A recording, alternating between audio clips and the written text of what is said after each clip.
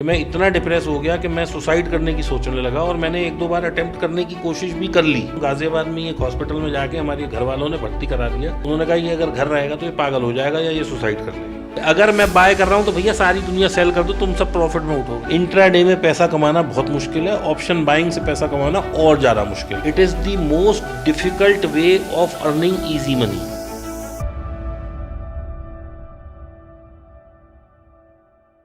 Hello Deepak sir, welcome to the Investographer podcast. Thank you, thanks for inviting me. मुझे बहुत अच्छा लग रहा है यहाँ आके। दीपक सर, अगर अपन शुरुआत करें कि स्टॉक मार्केट से आप किस तरह से इंट्रोड्यूस हुए, उस जर्नी को हम जानना चाहते हैं कि आप मार्केट में कैसे आए और क्या आपकी जर्नी भी वैसी ही थी जैसे हर रिटेलर की जर्नी होती है कि जहाँ पे पहले आता है, इधर उधर की चीज़ें देखता है, फिर उसको एक बात पता चलती है कि ऑप्शन नाम की भी कोई चीज़ होती है और फिर वहाँ से जो उसका डाउनफॉल शुरू होता है। क्या उसी तरह की जर्नी थी या इसमें कुछ अलग ट्विस्ट था? बिल्कुल यही जर्नी थी, लेकिन मेरी जर्नी थोड़ी पहले शुरू हो गई थी क्योंकि फाइनेंस जो है वो मेरा शुरू से सब्जेक्ट रहा है जी। और मुझे बड़ा इंटरेस्ट आता था देखने में कि दुनिया में क्या हो रहा है, डॉलर कहाँ चल रहा है, डॉलर इंडेक्स क्या है, अपना निफ्टी कहाँ चल रहा है। और मैं ये सब निफ्टी को मैं तब से ट्रैक कर रहा हूँ जब मैं 12th के बाद मैंने अपना एक 18 जब मैं हुआ तो मैंने तभी एक अकाउंट खोल दिया अपना डीमैट का। और ये कब की बात है? 1995 की। अच्छा, उतनी भी पुरानी नहीं है। हाँ, लेकिन 30 साल हो गए, 35 साल। तो वहाँ से अपन ने एक अकाउंट खोल लिया। और उस वक्त क्या था कि जब मैं क्लास 10th कर रहा था तो क्लास 10th की जब छुट्टियां हुई तो मैं बहुत शरारती बच्चा था। तो मेरी मम्मी कहती थी जाओ इसे, मेरे फादर से, कि जाओ इसे अपने साथ फैक्ट्री ले जाओ।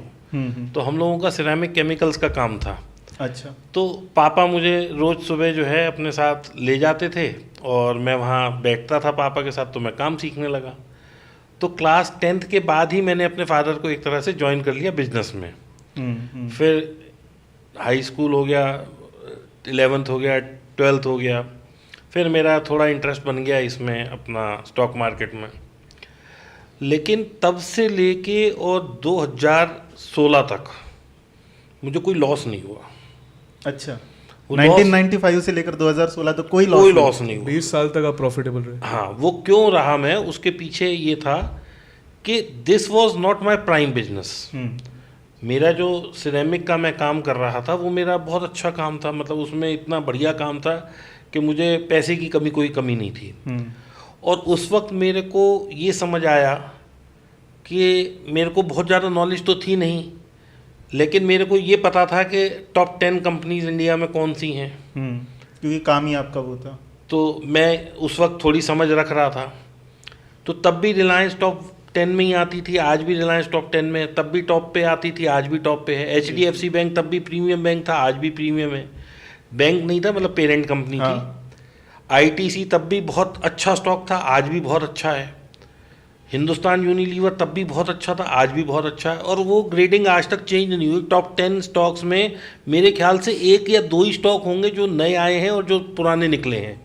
अदरवाइज टॉप 10 ने अपना वो डेकोरम मेंटेन करके रखा है और कंटिन्यूसली वो अपनी उसी तरह से, जैसे देश बढ़ रहा है, प्रॉफिट बढ़ रहे हैं चीज़ों के, महंगाई बढ़ रही है, तो उनके भी प्रॉफिट बढ़ रहे हैं और वो देश के साथ ग्रो कर रहे हैं पिछले 20, 25, 30 साल से।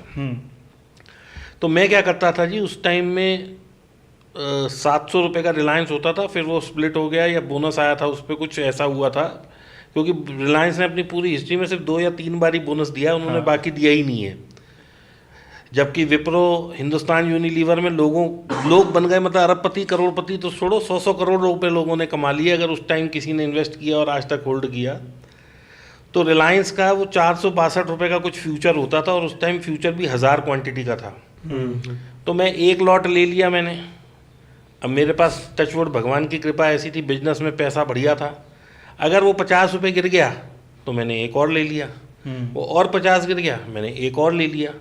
तो मैं उसको एवरेज करता रहता था, एवरेज डाउन करता रहता था। और मतलब ऐसा भी हो गया कि कई दफ़ा मेरे पास 10 एक लॉट भी हो गए, तो मुझे कोई टेंशन नहीं है 5, 7, 10 लाख अगर M2M देना भी पड़ जाए, क्योंकि मुझे ये पता था कि ये रिलायंस है, ये तो चलना ही है। अगर ये नहीं चलेगा तो देश भी नहीं चलेगा। मतलब अगर आपका पैसा रिलायंस में लग के नहीं बढ़ रहा आज की तारीख में, तो ये समझ लीजिए कि आपका पैसा घर रख के भी नहीं बढ़ने वाला। इंडिया में कहीं पे भी लगा दीजिए, वहाँ पे बढ़ने वाला है नहीं वो। तो उस वक्त क्या था जी, मैं ऐसे लेता रहता था, 2-4-6 महीने एवरेजिंग में कई दफ़ा लग जाते थे और मैं प्रॉफिट में निकल जाता था। तो ये मेरा सिलसिला पिछले करीब 15-20 साल चलता रहता था। मेरा विदेशों में भी काफ़ी काम था, तो मैंने अगर आज कोई पोजीशन ले ली और मैं 15 दिन नहीं लूँ तो मुझे कोई टेंशन नहीं थी कि रिलायंस में मेरा पैसा लगा हुआ है तो ये क्या होगा। और कभी ऐसा होता भी था तो उस टाइम में ऑनलाइन सिस्टम इतने नहीं थे, ब्रोकर आपके घर ही आ जाता था और वो घर पे ही से ही चेक ले जाता था और इन दोनों तो चेक के अगेंस्ट में लिमिट भी मिल जाती थी, सब काम हो जाते थे।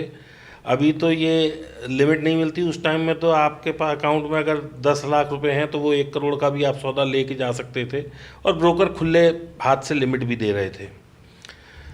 तो ये सिलसिला चलता रहा। फिर मेरे दिमाग में किसी ने, मतलब 2015 तक मेरा ये चलता रहा। इस बीच में मेरा जो कोर बिजनेस था वो भी काफ़ी ग्रो हुआ, लेकिन 2012 और 13 के बाद एकदम से उसमें टेक्नोलॉजी शिफ्ट आ गया। अब टेक्नोलॉजी शिफ्ट ये होता है कि पहले कोई प्रोडक्ट ए बाज़ार में चल रहा होता है, वो ऑल ऑफ ए सडन उसकी डिमांड ख़त्म, अब बी आ गया। अब मैं इसका उदाहरण ऐसा देता हूँ, मैंने और भी पहले भी अपने एक आध पॉडकास्ट में बोला है कि पहले जैसे कैसेट चला करते थे, ऑडियो कैसेट, बिल्कुल, फिर वो सीडी में तब्दील हुए, फिर वो सीडी भी पेन ड्राइव में हुई, अब यूट्यूब और स्पॉटिफाई और ये सब आ गए हैं प्लेटफॉर्म। तो दिस इज़ अ टेक्नोलॉजिकल, मतलब टेक्निकल शिफ्ट है। एक प्रोडक्ट ख़त्म हुआ, नया प्रोडक्ट आ गया। ऐसे ही सिरेमिक में मेरा जो प्रोडक्ट था वो बिल्कुल ही ख़त्म हो गया मार्केट में उसकी डिमांड, और जो नया प्रोडक्ट था जो उसमें कैपेक्स लगने वाला था और जो इन्वेस्टमेंट होने वाली थी वो इतनी ज़्यादा थी कि मुझे लगा कि ये हम करके शायद कमा ना पाएँ। तो डिसीज़न ये लिया गया मेरे द्वारा कि भाई अब इस काम को बंद करना पड़ेगा, तो कुछ और काम करते हैं। तो जर्नी इतनी इजी नहीं रही 2012-13 के बाद, या एक्चुअली 15 के बाद। कुछ पैसे मेरे पास मेरे बिजनेस बंद करके जो आए वो मैंने कहीं ब्याज पे लगा दिए, वो पैसे ही मर गए। उसके बाद मैंने 3-4 और बिजनेसेस करे, जैसे हमारे नॉर्थ इंडिया में बड़ा पॉपुलर है कि जिसके पास पैसा है और उसको अकल कुछ नहीं है तो वो बिल्डर बन जाता है। एक ज़मीन लेता है, उस पर मकान बनाता है और वो बेच देता है। तो हमने ये भी ट्राई किया, लेकिन उसमें एक रेपुटेशन नहीं मिल रही थी उतनी अच्छी, और ऐसा लगा कि ये अपने लेवल का काम नहीं है, तो वो नहीं करा। फिर एक चेन ऑफ रेस्टोरेंट्स खोलने की कोशिश की, लेकिन उसमें इन्वॉल्वमेंट ऑफ टाइम और जो उसका रिटर्न था वो अपने माफिक नहीं था, क्योंकि हमने पहले लाखों और करोड़ों देखे और रिटेल में अब हम 100 और 50 और 500 देख रहे थे। तो जब आप, मतलब ये एक साइकोलॉजी है कि जब आप एक बड़े बिजनेस में एक बड़ा पैसा आते जाते देखते हैं तो आप छोटा व्यापार रिटेल वाला नहीं कर, गल्ले पे नहीं बैठ काम करने में मज़ा नहीं आता। क्योंकि हमारा जो वो था प्रोडक्ट वो ऐसा था कि 300 रुपये किलो से तो शुरू ही होता था, अब 1 टन माल गया 3 लाख रुपए आ गए। तो उसमें क्या था, एक स्केलेबल बिजनेस था वो, और काफ़ी हमने स्केल भी किया उसे मेरे आने के बाद। लेकिन अब ये 200, 500 और पूरे दिन में 20,000 में मज़ा नहीं आ रहा था, तो वो मैंने उसे वाइंड अप कर दिया। तो फिर मैं इस पे आ गया, फुल टाइम ट्रेडर बन गया। अब जब मैं फुल टाइम ट्रेडर बन गया तो फिर मैंने ये सोचा कि अगर मैंने रिलायंस में पैसा लगाया और ये रिलायंस 6 महीने नहीं बढ़ा तो मेरे को तो मंथली एक्सपेंसेस मीट आउट करने के लिए, भाई आप कोई भी बिजनेस करेंगे तो आप ये तो नहीं कर सकते कि 6 महीने आप पैसे डाले जा रहे हो और 7वें महीने आपको पैसा मिल रहा है, वो तो फिर बिल्डर ही हो गया। लेकिन मुझे तो भाई घर चलाना था अपना, बच्चे मेरे ग्रो कर रहे थे, फैमिली थी। तो मैंने कहीं से उड़ता उड़ता सुना ऑप्शंस, जैसे अभी आपने कहा। हाँ। अब ऑप्शंस पहले मैं बाय करता था, फिर बाइंग में भी बड़ी मज़ेदार इंटरेस्टिंग स्टोरी है। उस टाइम में एक शेयर होता था, 2012-13 की बात बता रहा हूँ मैं, जब मेरे को ऑप्शंस पता लगा क्या होता है, या शायद उससे भी 1-2 साल पहले की बात होगी। तो एक शेयर था जो 20 रुपये से उठ के एकदम 100 रुपये हो गया। अच्छा। 3 दिन में, शायद 4 दिन में। उस शेयर का नाम था RNRL। वो अनिल अंबानी जी की कंपनी थी, रिलायंस नेचुरल रिसोर्सेज लिमिटेड, कुछ उसका RNRL नाम था। उसमें ये था डे 1 से कि ये कोई गैस की पाइपलाइन डालेंगे और उसमें जो है मतलब वो होगा। उसमें आज तक कभी कोई काम नहीं हुआ, लेकिन शेयर 20 रुपये से 100 रुपये हो गया। उन्होंने सबको चिपका दिया अपना माल, और वो खुद बाहर हो गए। हाँ। तो उसमें क्या हुआ कि हमें उस टाइम में किसी ने बताया कि ये ऑप्शन होती है। अच्छा। तो अब हमें तो वो रिलायंस की एवरेजिंग वाला ध्यान था, तो हमने पहले दिन वो ऑप्शन ली थी शायद 25 रुपये की, एक लॉट। अब 25 रुपए की वो ऑप्शन ली तो उसमें कुछ 40-50 हज़ार जो भी लगे होंगे, मुझे अब एग्जैक्ट ध्यान नहीं है, लेकिन पैसे की अपने को कमी नहीं थी भाई उस वक्त। तो 25 की 20 आ गई, हमने एक और ले ली। वो 20 की 15 आ गई, हमने एक और ले ली। वो 10 आ गई, हमने भाई सब 4 लॉट और ले लिए। वो अल्टीमेटली 50 पैसे रह गई। तो मैंने कहा दीपक अब तो 1 लाख खरीद लो। मैंने भाई साहब उस पर 1 लाख उसकी क्वांटिटी खरीद ली। मैंने कहा 50,000 ही तो लग रहे हैं। अब वो मैं रोज देखता था, मुझे लॉस वहाँ दिखाई देता था। आपको वो एक्सपायरी वाला चीज़ पता नहीं मुझे था? एक्सपायरी वाली चीज़ पता नहीं थी। अच्छा। अब मेरे को ध्यान है वो टाइम भी कौन सा था, जनवरी से फरवरी में हम शिफ्ट हुए। हाँ। अब मैं सुबह देख रहा हूँ तो मेरी पोजीशन ही नहीं है। अब मेरे बड़ा परेशान, मैंने कहा वो मेरे 4-5 लाख रुपए लगे हुए थे भाई, वो कहाँ गए ऑप्शन में? तब मंथली एक्सपायरी होती? तब मंथली एक्सपायरी गायब हो होती थी, गया, वीकली काम तो नहीं। कुछ होती नहीं थी। अब मैं ब्रोकर को फ़ोन कर रहा हूँ तो वो कह रहा है सर वो तो एक्सपायर हो गया, वो तो ख़त्म, वो तो प्रोडक्ट ही अब एग्जिस्ट नहीं करता, Chips वो तो है क्या कल expire तक हो था, गया? आज नहीं है। तो बड़ा मतलब इट वॉज Shock था। शॉक टू मी, मतलब मैं तो झटका खा गया। खैर वो भी कोई बहुत बड़ा झटका नहीं था। तब कितने गए थे?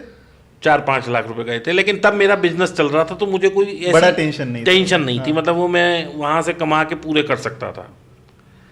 अब जी हुआ क्या कि मैं थोड़ा थोड़ा ऑप्शन को समझने लगा, तो समझते समझते किसी ने ये समझा दिया कि ऑप्शन बाइंग में पैसा नहीं है भाई, उसके लिए चार्ट, मोमेंटम, ये वो सब समझना पड़ेगा, लेकिन ऑप्शन सेलिंग में बहुत पैसा है।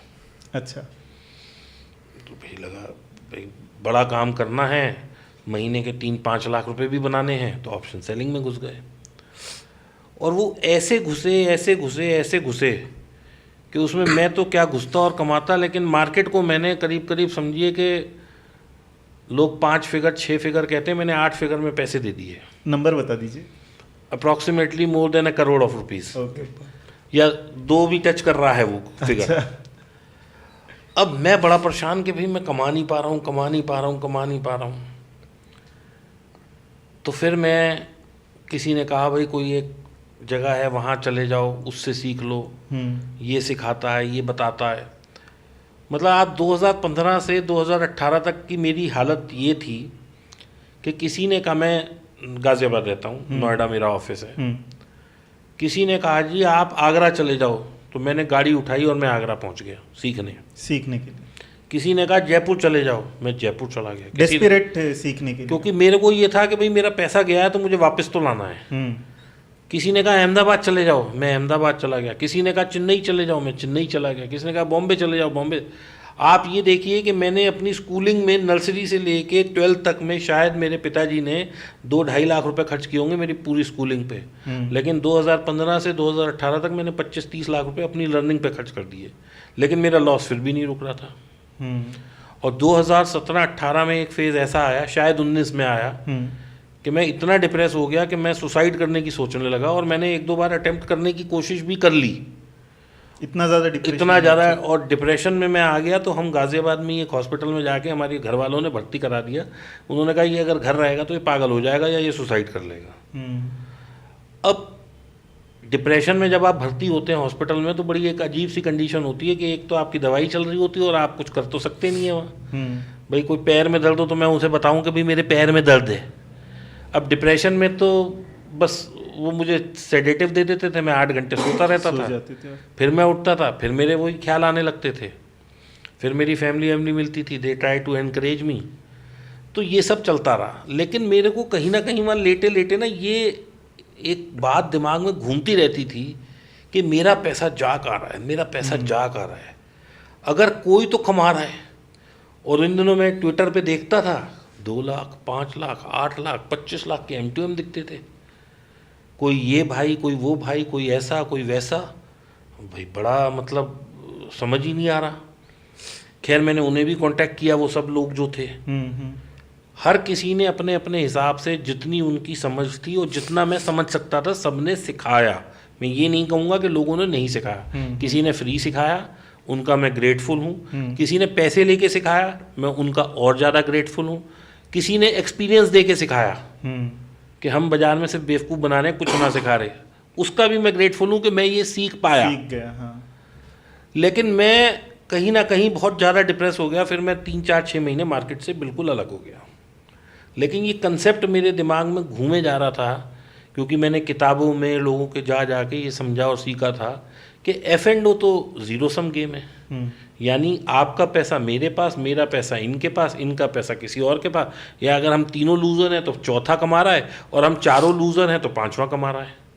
पैसा यहाँ का यहीं मूव हो रहा है, लेकिन वो पैसा कहीं बाहर नहीं जा रहा। जैसे कि आज आप एक रिलायंस का शेयर खरीद लें, आपने 3,000 रुपये खरीदा और वो 45 हो गया, तो आपकी वेल्थ जनरेशन हुई। वो पैसा कहीं से बढ़ा, तो दैट इज इन्वेस्टमेंट। और इन्वेस्टमेंट में 2 कंपोनेंट होते हैं, प्राइस और टाइम। तो आपने प्राइस तो पे किया खरीद के, प्लस और टाइम भी दिया, तो वो पैसा आपका ग्रो हुआ।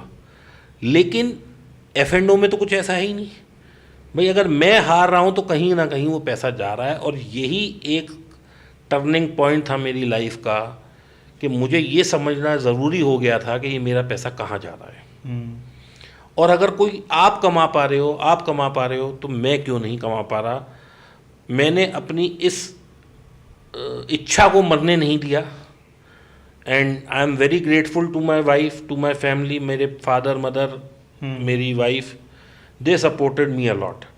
जनरली ऐसे टाइम में लोगों के घर में झगड़े, नेगेटिविटी बढ़ जाती है, लेकिन मेरी फैमिली बहुत अंडरस्टैंडिंग थी। मेरी वाइफ ने बहुत मुझे सपोर्ट किया, हर तरीके से सपोर्ट किया।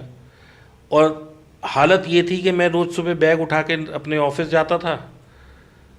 किसी दिन आए तो 2,000 रुपये आए, और लॉस हो रहा है तो लाख रुपए का हो रहा है, लॉस हो रहा है 50,000 का हो रहा है। तो उसने मेरे से ना आके पूछना ही बंद कर दिया कि आज क्या हुआ, कितने कमाए, क्या हुआ।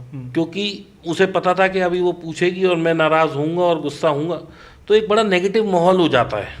वो कहीं का गुस्सा कहीं और निकलता और ये भी फैक्ट है, कई दफ़ा मैं लॉस लेके आता था, बच्चों पे गुस्सा निकल जाता था, कई दफ़ा मेरे एम्प्लॉयज़ पे निकल जाता था, कई दफ़ा ड्राइवर पे निकल जाता था।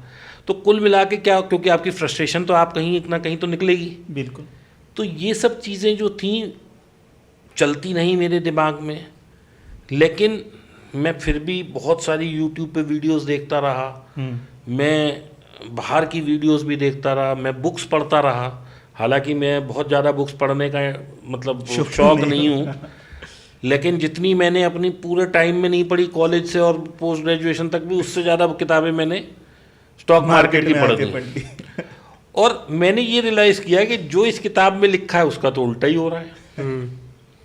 अगर मुझे लग रहा है कि यहाँ से बाजार बढ़ेगा और मैं कॉल बाय कर रहा हूँ, तो भाई साहब उसने तो कसम खा ली कि बढ़ना ही नहीं। एक वक्त तो ऐसा आ गया कि मैंने अपने आप को इंडिकेटर नाम दे दिया कि अगर मैं बाय कर रहा हूँ तो भैया सारी दुनिया सेल कर दो, तुम सब प्रॉफिट में उठोगे।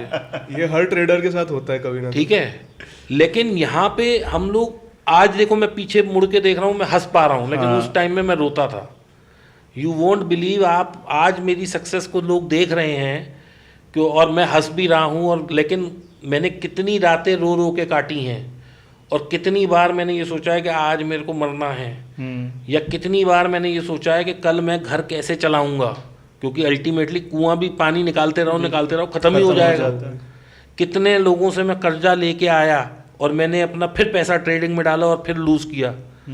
एक वक्त ऐसा भी आया मेरी ज़िंदगी में कि मैं किसी अपने रिश्तेदार के पास गया कि भाई 10,000 दे दो, उसने मना कर दिया कि नहीं भैया तुझे नहीं देंगे।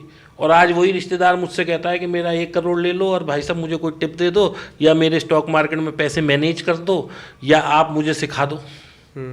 तो समय एक ऐसी चीज़ है जो बदलती है।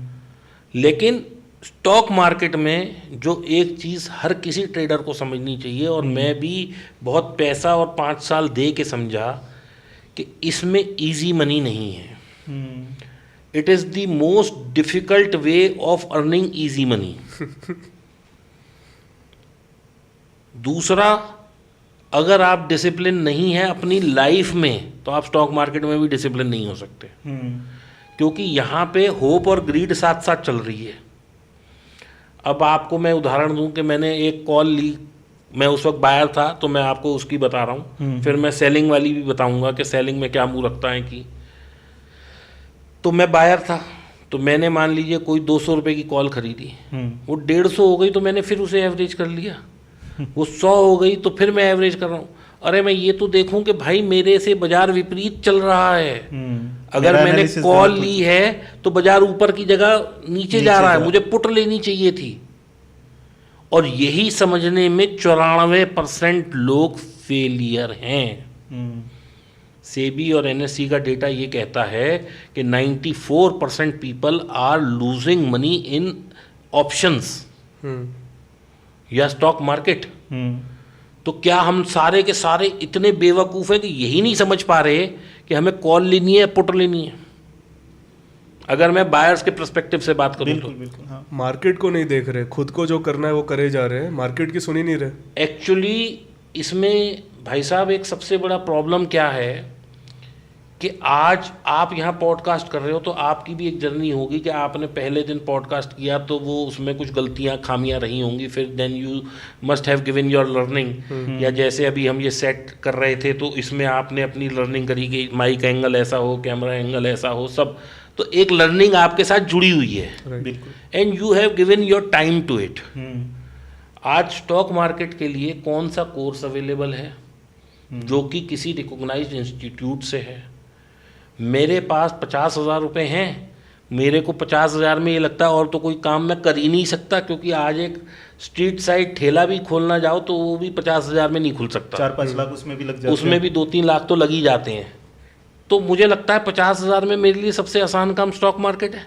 घर बैठे करना है। घर बैठ के करना है तो कोई एंट्री बैरियर नहीं है ना, कोई भी कर एंट्री सकता बैरियर है। नहीं है, कोई भी कर सकता है। मतलब स्ट्रीट पर किसी को बिजनेस भी ओपन करना है तो कुछ बनाना आना भाई चाहिए, कुछ साहब, करना आना हर्षद चाहिए। मेहता के टाइम में रिक्शे वाला तक आपका जो है शेयर खरीद रहा था। बिल्कुल। अभी जो ये बुल रन चल रहा है इसमें ऐसे ऐसे लोग मुझे मिलते हैं कि सर मैं स्टूडेंट हूँ, मैं पढ़ रहा हूँ, लेकिन मैं स्टॉक भी खरीद रहा हूँ, मैं ऑप्शंस भी कर रहा हूँ, क्योंकि जब बुल रन होती है तो हर गधा घोड़ा स्टॉक भाग रहा होता है। बिल्कुल।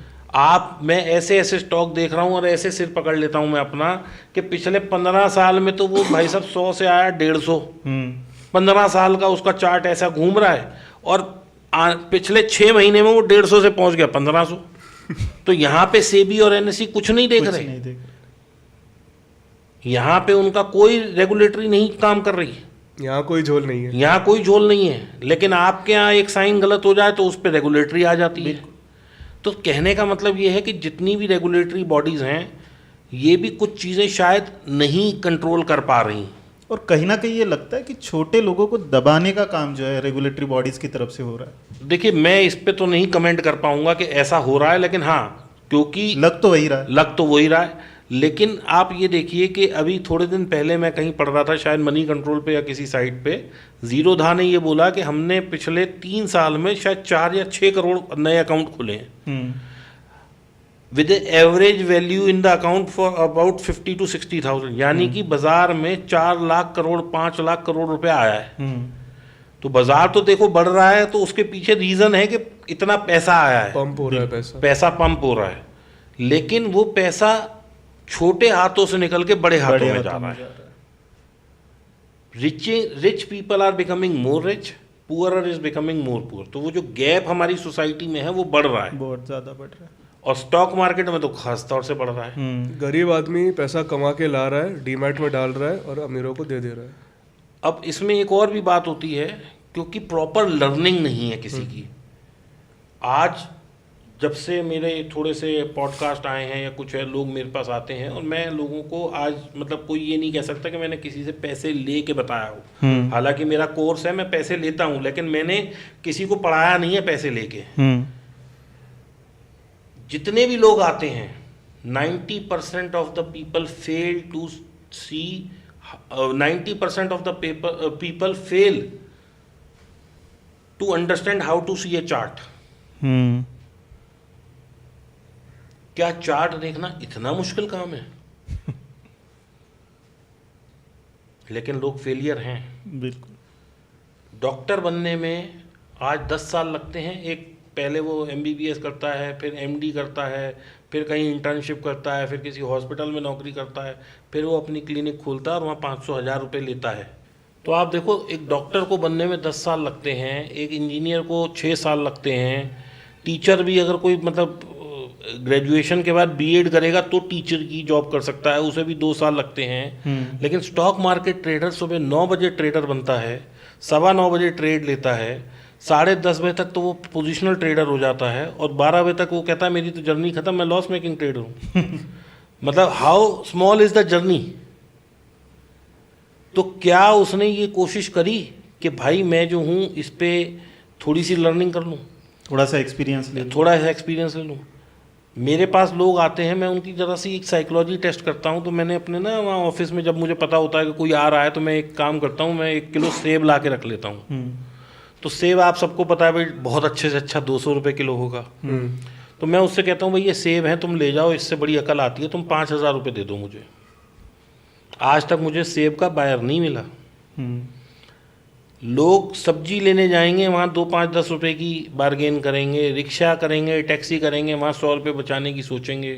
कुछ खाने जाएंगे, वहाँ सोचेंगे बचाने की। कमीज लेंगे, उसमें सोचेंगे बचाने की।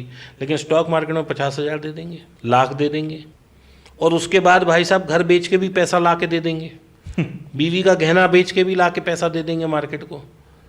तो ऐसा क्या एक एडिक्शन है? एडिक्शन से ज़्यादा ग्रीड है। वो जुए वाला कहीं ना वो जुए वाला फैक्टर आ जाता है। अब इसको अगर मैं फुल टाइम बिजनेस लेता हूँ तो बिजनेस का आज कोई भी धंधा करें हम, बड़े से बड़ी कंपनी का मार्जिन ऑफ प्रॉफिट जो होता है वो 20 से 24% के बीच में होता है, यानी 1.5 से 2% कमा सकती है वो कंपनी पूरे साल में। बिल्कुल। एफडी में रिटर्न है 6% की। एनएससी पीपीएफ ये सब जो गवर्नमेंट की स्कीम लॉक इन वाली हैं इनमें शायद 7% मिल जाता है, 7.5%, 8% तक मिल जाता है। म्यूचुअल फंड 13-14% तो सारे दे देते हैं मोस्टली। निफ्टी का ईटीएफ अगर आप ले लेते हैं तो उसका 15% का CAGR है पिछले 20 साल का। लेकिन इसके बाद जो एक ट्रेडर आता है वो अपने आप को इतना स्मार्ट समझता है कि मैं निफ्टी को भी बीट कर लूँगा और मैं 50,000 लगा के 2 लाख कमा लूँगा। वो भी 1 महीने में। वो भी 1 महीने में। मेरे पास कम से कम 20 व्हाट्सएप मैसेज पड़े हैं कि सर मेरा नुकसान हो गया। भाई कितना नुकसान हो गया? 20 लाख रुपए का नुकसान हो गया। अब क्या है, कैसे कमाना चाहते हो? सर मेरे पास 50,000 है। तो यानी कि 20,000 से अगर हम 50,000 की बात कर रहे हैं तो कितने फोल्ड्स रिटर्न की बात हो रही है।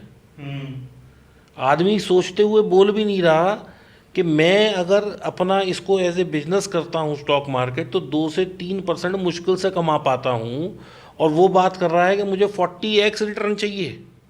जब हम लाइव लेते हैं तो काफ़ी सारे लोग उस तरह से लिखते हैं कि सर मैं मार्केट में आया था, FNO में मैंने 5-6 लाख रुपए जो भी उनका नंबर रहता है वो गवा दिया, अब मुझे कोई एक ऐसा स्टॉक बता दीजिए कि ये सारे पैसे रिकवर हो जाए। कैसे हो जाएंगे? रिकवर तो वैसे ही होते हैं जैसे यानी profit कि बनता है। मतलब तुम्हारे पास 50,000 रुपये हैं और तुम्हें ऐसा कोई हम स्टॉक बता दें कि भाई साहब मैं स्टॉक यहाँ 50, 100, 200 का लूँ और वो सीधा 1000 हो जाए। 1000 हो जाए। अगर ऐसा हो तो मैं फिर भाई साहब पॉडकास्ट के लिए हेलीकॉप्टर से आऊँगा, मैं फिर बस ट्रेन हवाई जहाज की टिकट लेके नहीं आऊँगा, मैं तो फिर चार्टर्ड प्लेन से ही आऊँगा। अभी भी वही थिंकिंग है इतना लॉस करने के बाद भी कि फिर भी कोई शॉर्टकट मिल जाएगा। मैं भाई साहब हर पॉडकास्ट में, अपने हर इंटरव्यू में, हर जगह जाके ये बोलता हूँ कि अगर आप इसे एज ए बिजनेस लेते हैं तो इसमें जो मैक्सिमम कमाई किसी अच्छे से अच्छे बड़े ट्रेडर की हो सकती है। एक्सेप्शनली हम 2-4 लोगों को छोड़ देते हैं, लेकिन अगर कोई एवरेज अपनी पूंजी लगा के कमा पा रहा है तो वो 1.5 से 2% महीने का निकाल ले तो मैं उसे सुपर ट्रेडर बोलता हूँ। बिल्कुल। अगर किसी आदमी ने पूरे साल काम किया और वो 10, 20, 50,000 के लॉस में है तो मैं उसे कहता हूँ तू हीरो ट्रेडर है, क्योंकि तूने अपनी कैपिटल सिक्योर कर ली 1 साल काम करने के बाद। तूने घर से नहीं दिया, टाइम दिया, चलो कोई बात नहीं, लेकिन तूने कैपिटल सिक्योर कर ली। तू उन लाखों लोगों से बेटर है जो अपनी कैपिटल ही जीरो करे बैठे हैं। जो बचाना सीख गया वो कमाना भी सीख जाएगा। तो आज की तारीख में मैं जब भी ट्रेड लेता हूँ मैं बगैर हेज के तो ट्रेड नहीं लेता। ये मैंने कसम खा रखी है कि मुझे अगर कोई, मतलब ये समझ लो कि जो मार्केट चला रहा है बंदा, या कोई ऐसा ऑपरेटर है, या कोई भगवान है, या कोई इस मार्केट का खुदा है, वो आके कह दे कि भाई साहब आप ये शेयर X ले लो और ये वहाँ कल 100 रुपये बढ़ने वाला है, अगर मैं उसे ले भी लूँगा तो मैं उसकी पहले ये देखूँगा कि मेरे से ये क्या लेके जाएगा। मैं पहले हेज लूँगा, बाद में मैं कुछ सोचूंगा कि मेरे को क्या कमाई होगी। राइट। रिस्क अपने मेरा ट्रेड लेने से पहले अपने आप से सवाल ये होता है कि भाई ये मुझे क्या देगा ये तो मुझे नहीं पता, क्योंकि ये तो मार्केट कितना मूव करेगी मुझे नहीं पता। लेकिन मैं मार्केट को क्या देने वाला हूँ, मेरा रिस्क एपेटाइट कितना है, क्या मैं इसमें कोई ऑप्शन बाय करके या कुछ भी करके, जैसे कि फ्यूचर लिया मैंने और कोई हेज कर दिया उसे पुट बाय करके, तो मेरा मैक्सिमम लॉस कितना है, क्या वो मेरी पूरी कैपिटल का 1% 2% के अंदर आ रहा है, तब तो मैं उस ट्रेड को लूँगा। अगर वो 10% ऑफ द कैपिटल है तो भाई साहब मैं बिल्कुल नहीं लेने वाला, क्योंकि मैं कमाने ही 18 से 20% वाला हूँ पूरे साल में, और 10% मैं एक ट्रेड में दे दूँ तो मैं तो फिर बेवकूफ़ी बन गया ना। फायदे का सौदा ही नहीं है। जो लोग इंडेक्स में ट्रेड, और आज मैं आपको बताऊं ये चीज़ आप भी महसूस करेंगे और आपने देखी होगी और ऑडियंस भी इससे अपने आप को कोरिलेट कर पाएगी, आज तक मुझे कोई आदमी ऐसा नहीं मिला जो मेरे से ये कहे कि सर मैंने रिलायंस का फ्यूचर लिया था मैं लॉस में आ गया मैंने HDFC बैंक का फ्यूचर लिया था मैं लॉस में आ गया, मैंने कोटक लिया था मैं लॉस में आ गया, मैंने मारुति लिया था मैं लॉस में आ गया, या मैंने टॉप 10 कंपनी में से कुछ भी लिया था मैं लॉस में आ गया। सब बैंक निफ्टी में बर्बाद हो रहे हैं। बैंक निफ्टी एक इतना बड़ा दानव बनता जा रहा है इस मार्केट का कि वो 100 करोड़ को भी घुसा सकता है, 1 लाख को भी घुसा सकता है, 5 लाख को भी घुसा सकता है, 50 लाख भी घुसा सकता है, और 100 करोड़ भी घुसा सकता है अपने अंदर। उसकी भूख बहुत ज़्यादा है। भूख ज़्यादा नहीं है, क्योंकि हर आदमी उसमें घुसा पड़ा है, तो वो एक इतना बड़ा रिसोर्स पूल बन गया है, यानी कि वहाँ पैसा इतना ज़्यादा लग रहा है कि हर आदमी वहीं भाग रहा है। भगदड़ मच गई है। भगदड़ मच गई है। तो इसलिए मेरी जर्नी ऐसी रही कि मैं 1995 से 2015 तक बहुत अच्छा चल रहा था, फिर मेरा एक 4-5 साल बहुत बैड फेज ऑफ लाइफ आया, फिर मैंने कोविड आया तो मैं कमाना शुरू हो गया, और फिर वो जर्नी कंटिन्यू चल रही है। थोड़ा सा अपने आप को अपस्किल करते जा रहे हैं, ऑटोमेट करते जा रहे हैं सिस्टम को, सिस्टमैटिक ट्रेडिंग पे ज़्यादा ध्यान देते हैं रादर देन डिस्क्रिशनरी ट्रेडिंग।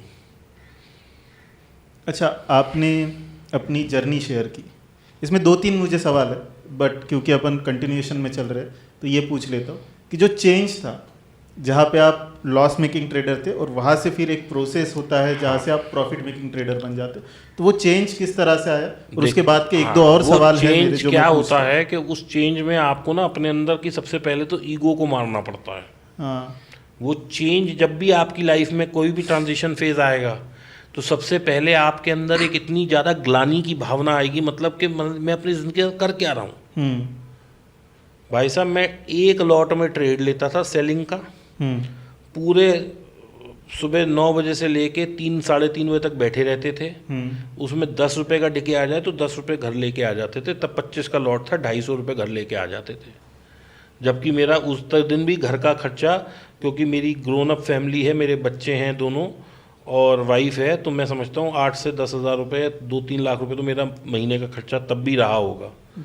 लेकिन मैंने अपनी सारी ईगो को मारा, क्योंकि मेरे को ये था कि मुझे यहाँ से कमाना है, मुझे सीखना है कि इस ऑप्शन का बिहेवियर क्या है, मैं कैसे इससे कंसिस्टेंटली पैसा कमा सकता हूँ, मैं कैसे अपनी लाइफ को इस पे डिपेंडेंट करके अपना घर चला सकता हूँ।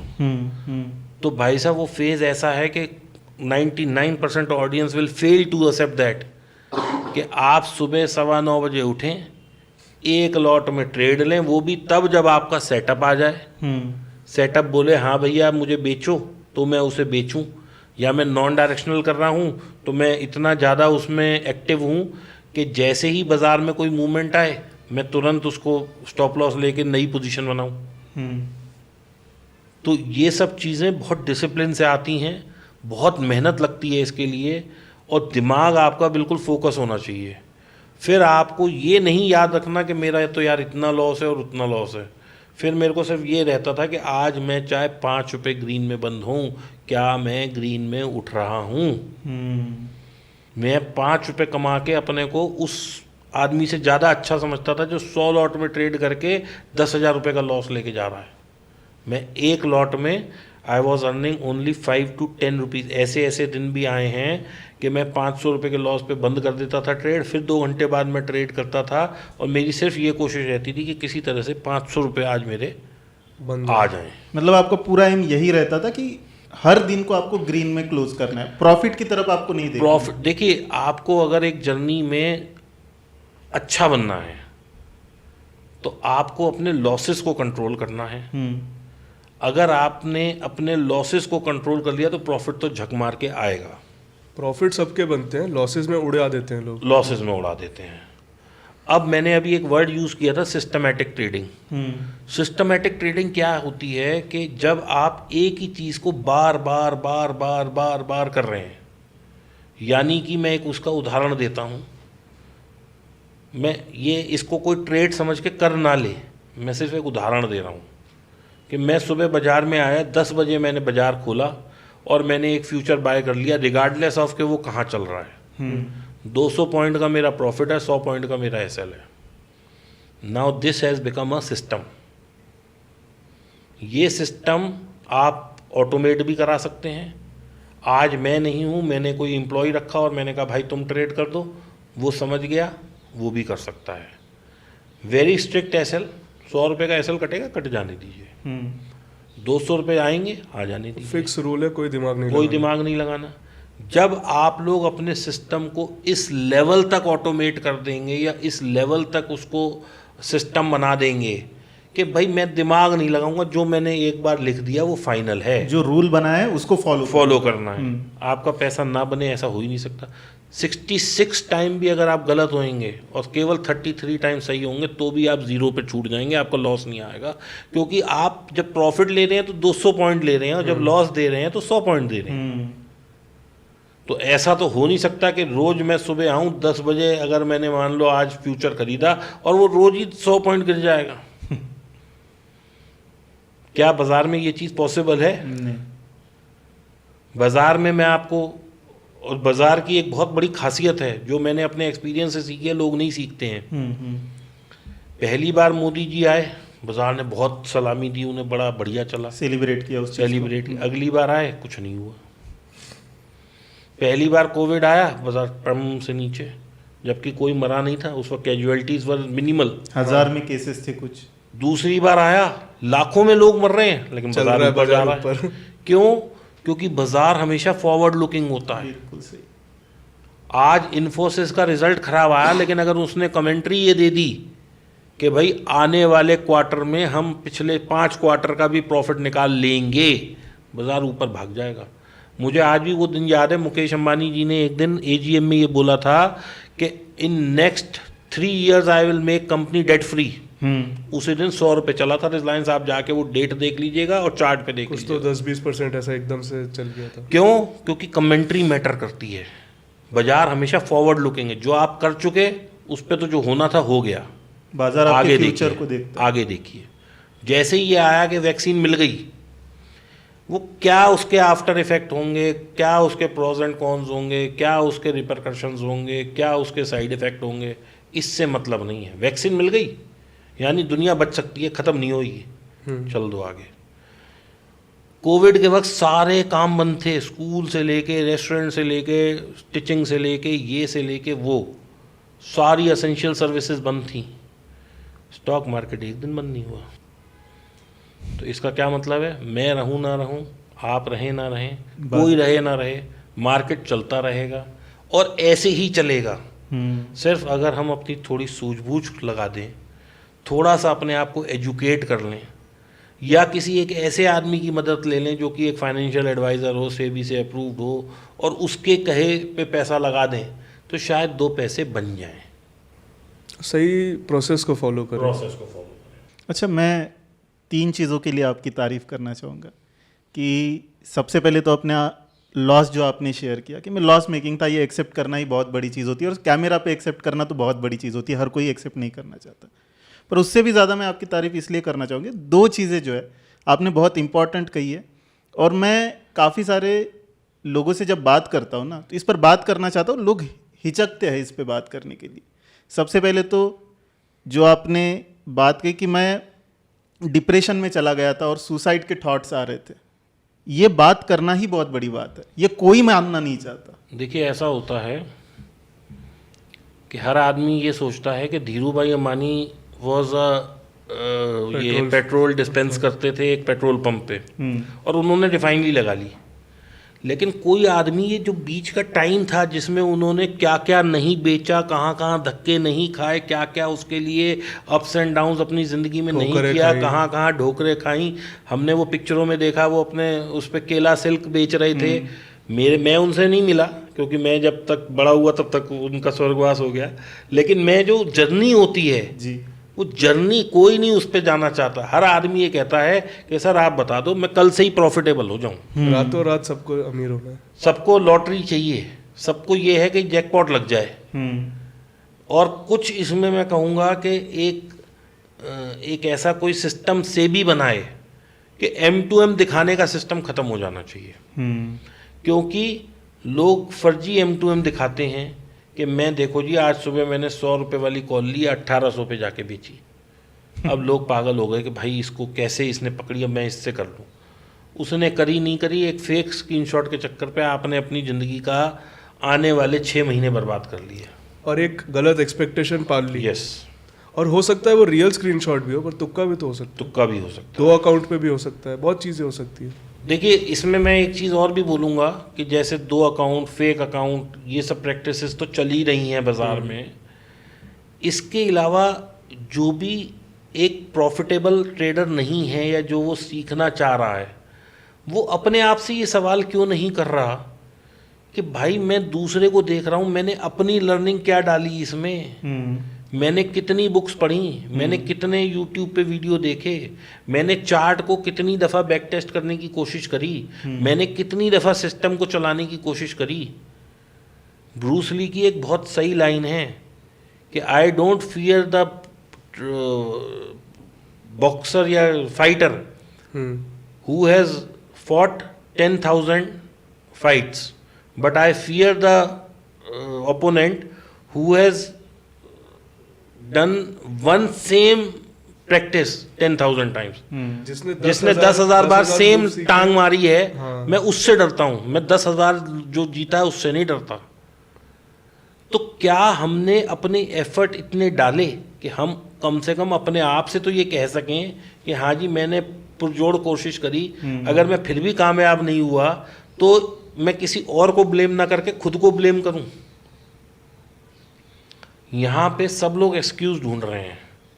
कुछ लोग CNBC, कुछ लोग जी कहीं कुछ देखते हैं, वो लोग स्टॉक बताते हैं, वो उसमें लॉस हो जाता है तो वो अपना लॉस उस पर मार देते हैं कि हर भाई किसी को इसने दूसरे मेरा को लॉस blame करा करना। दिया, उसने मेरा लॉस करा दिया।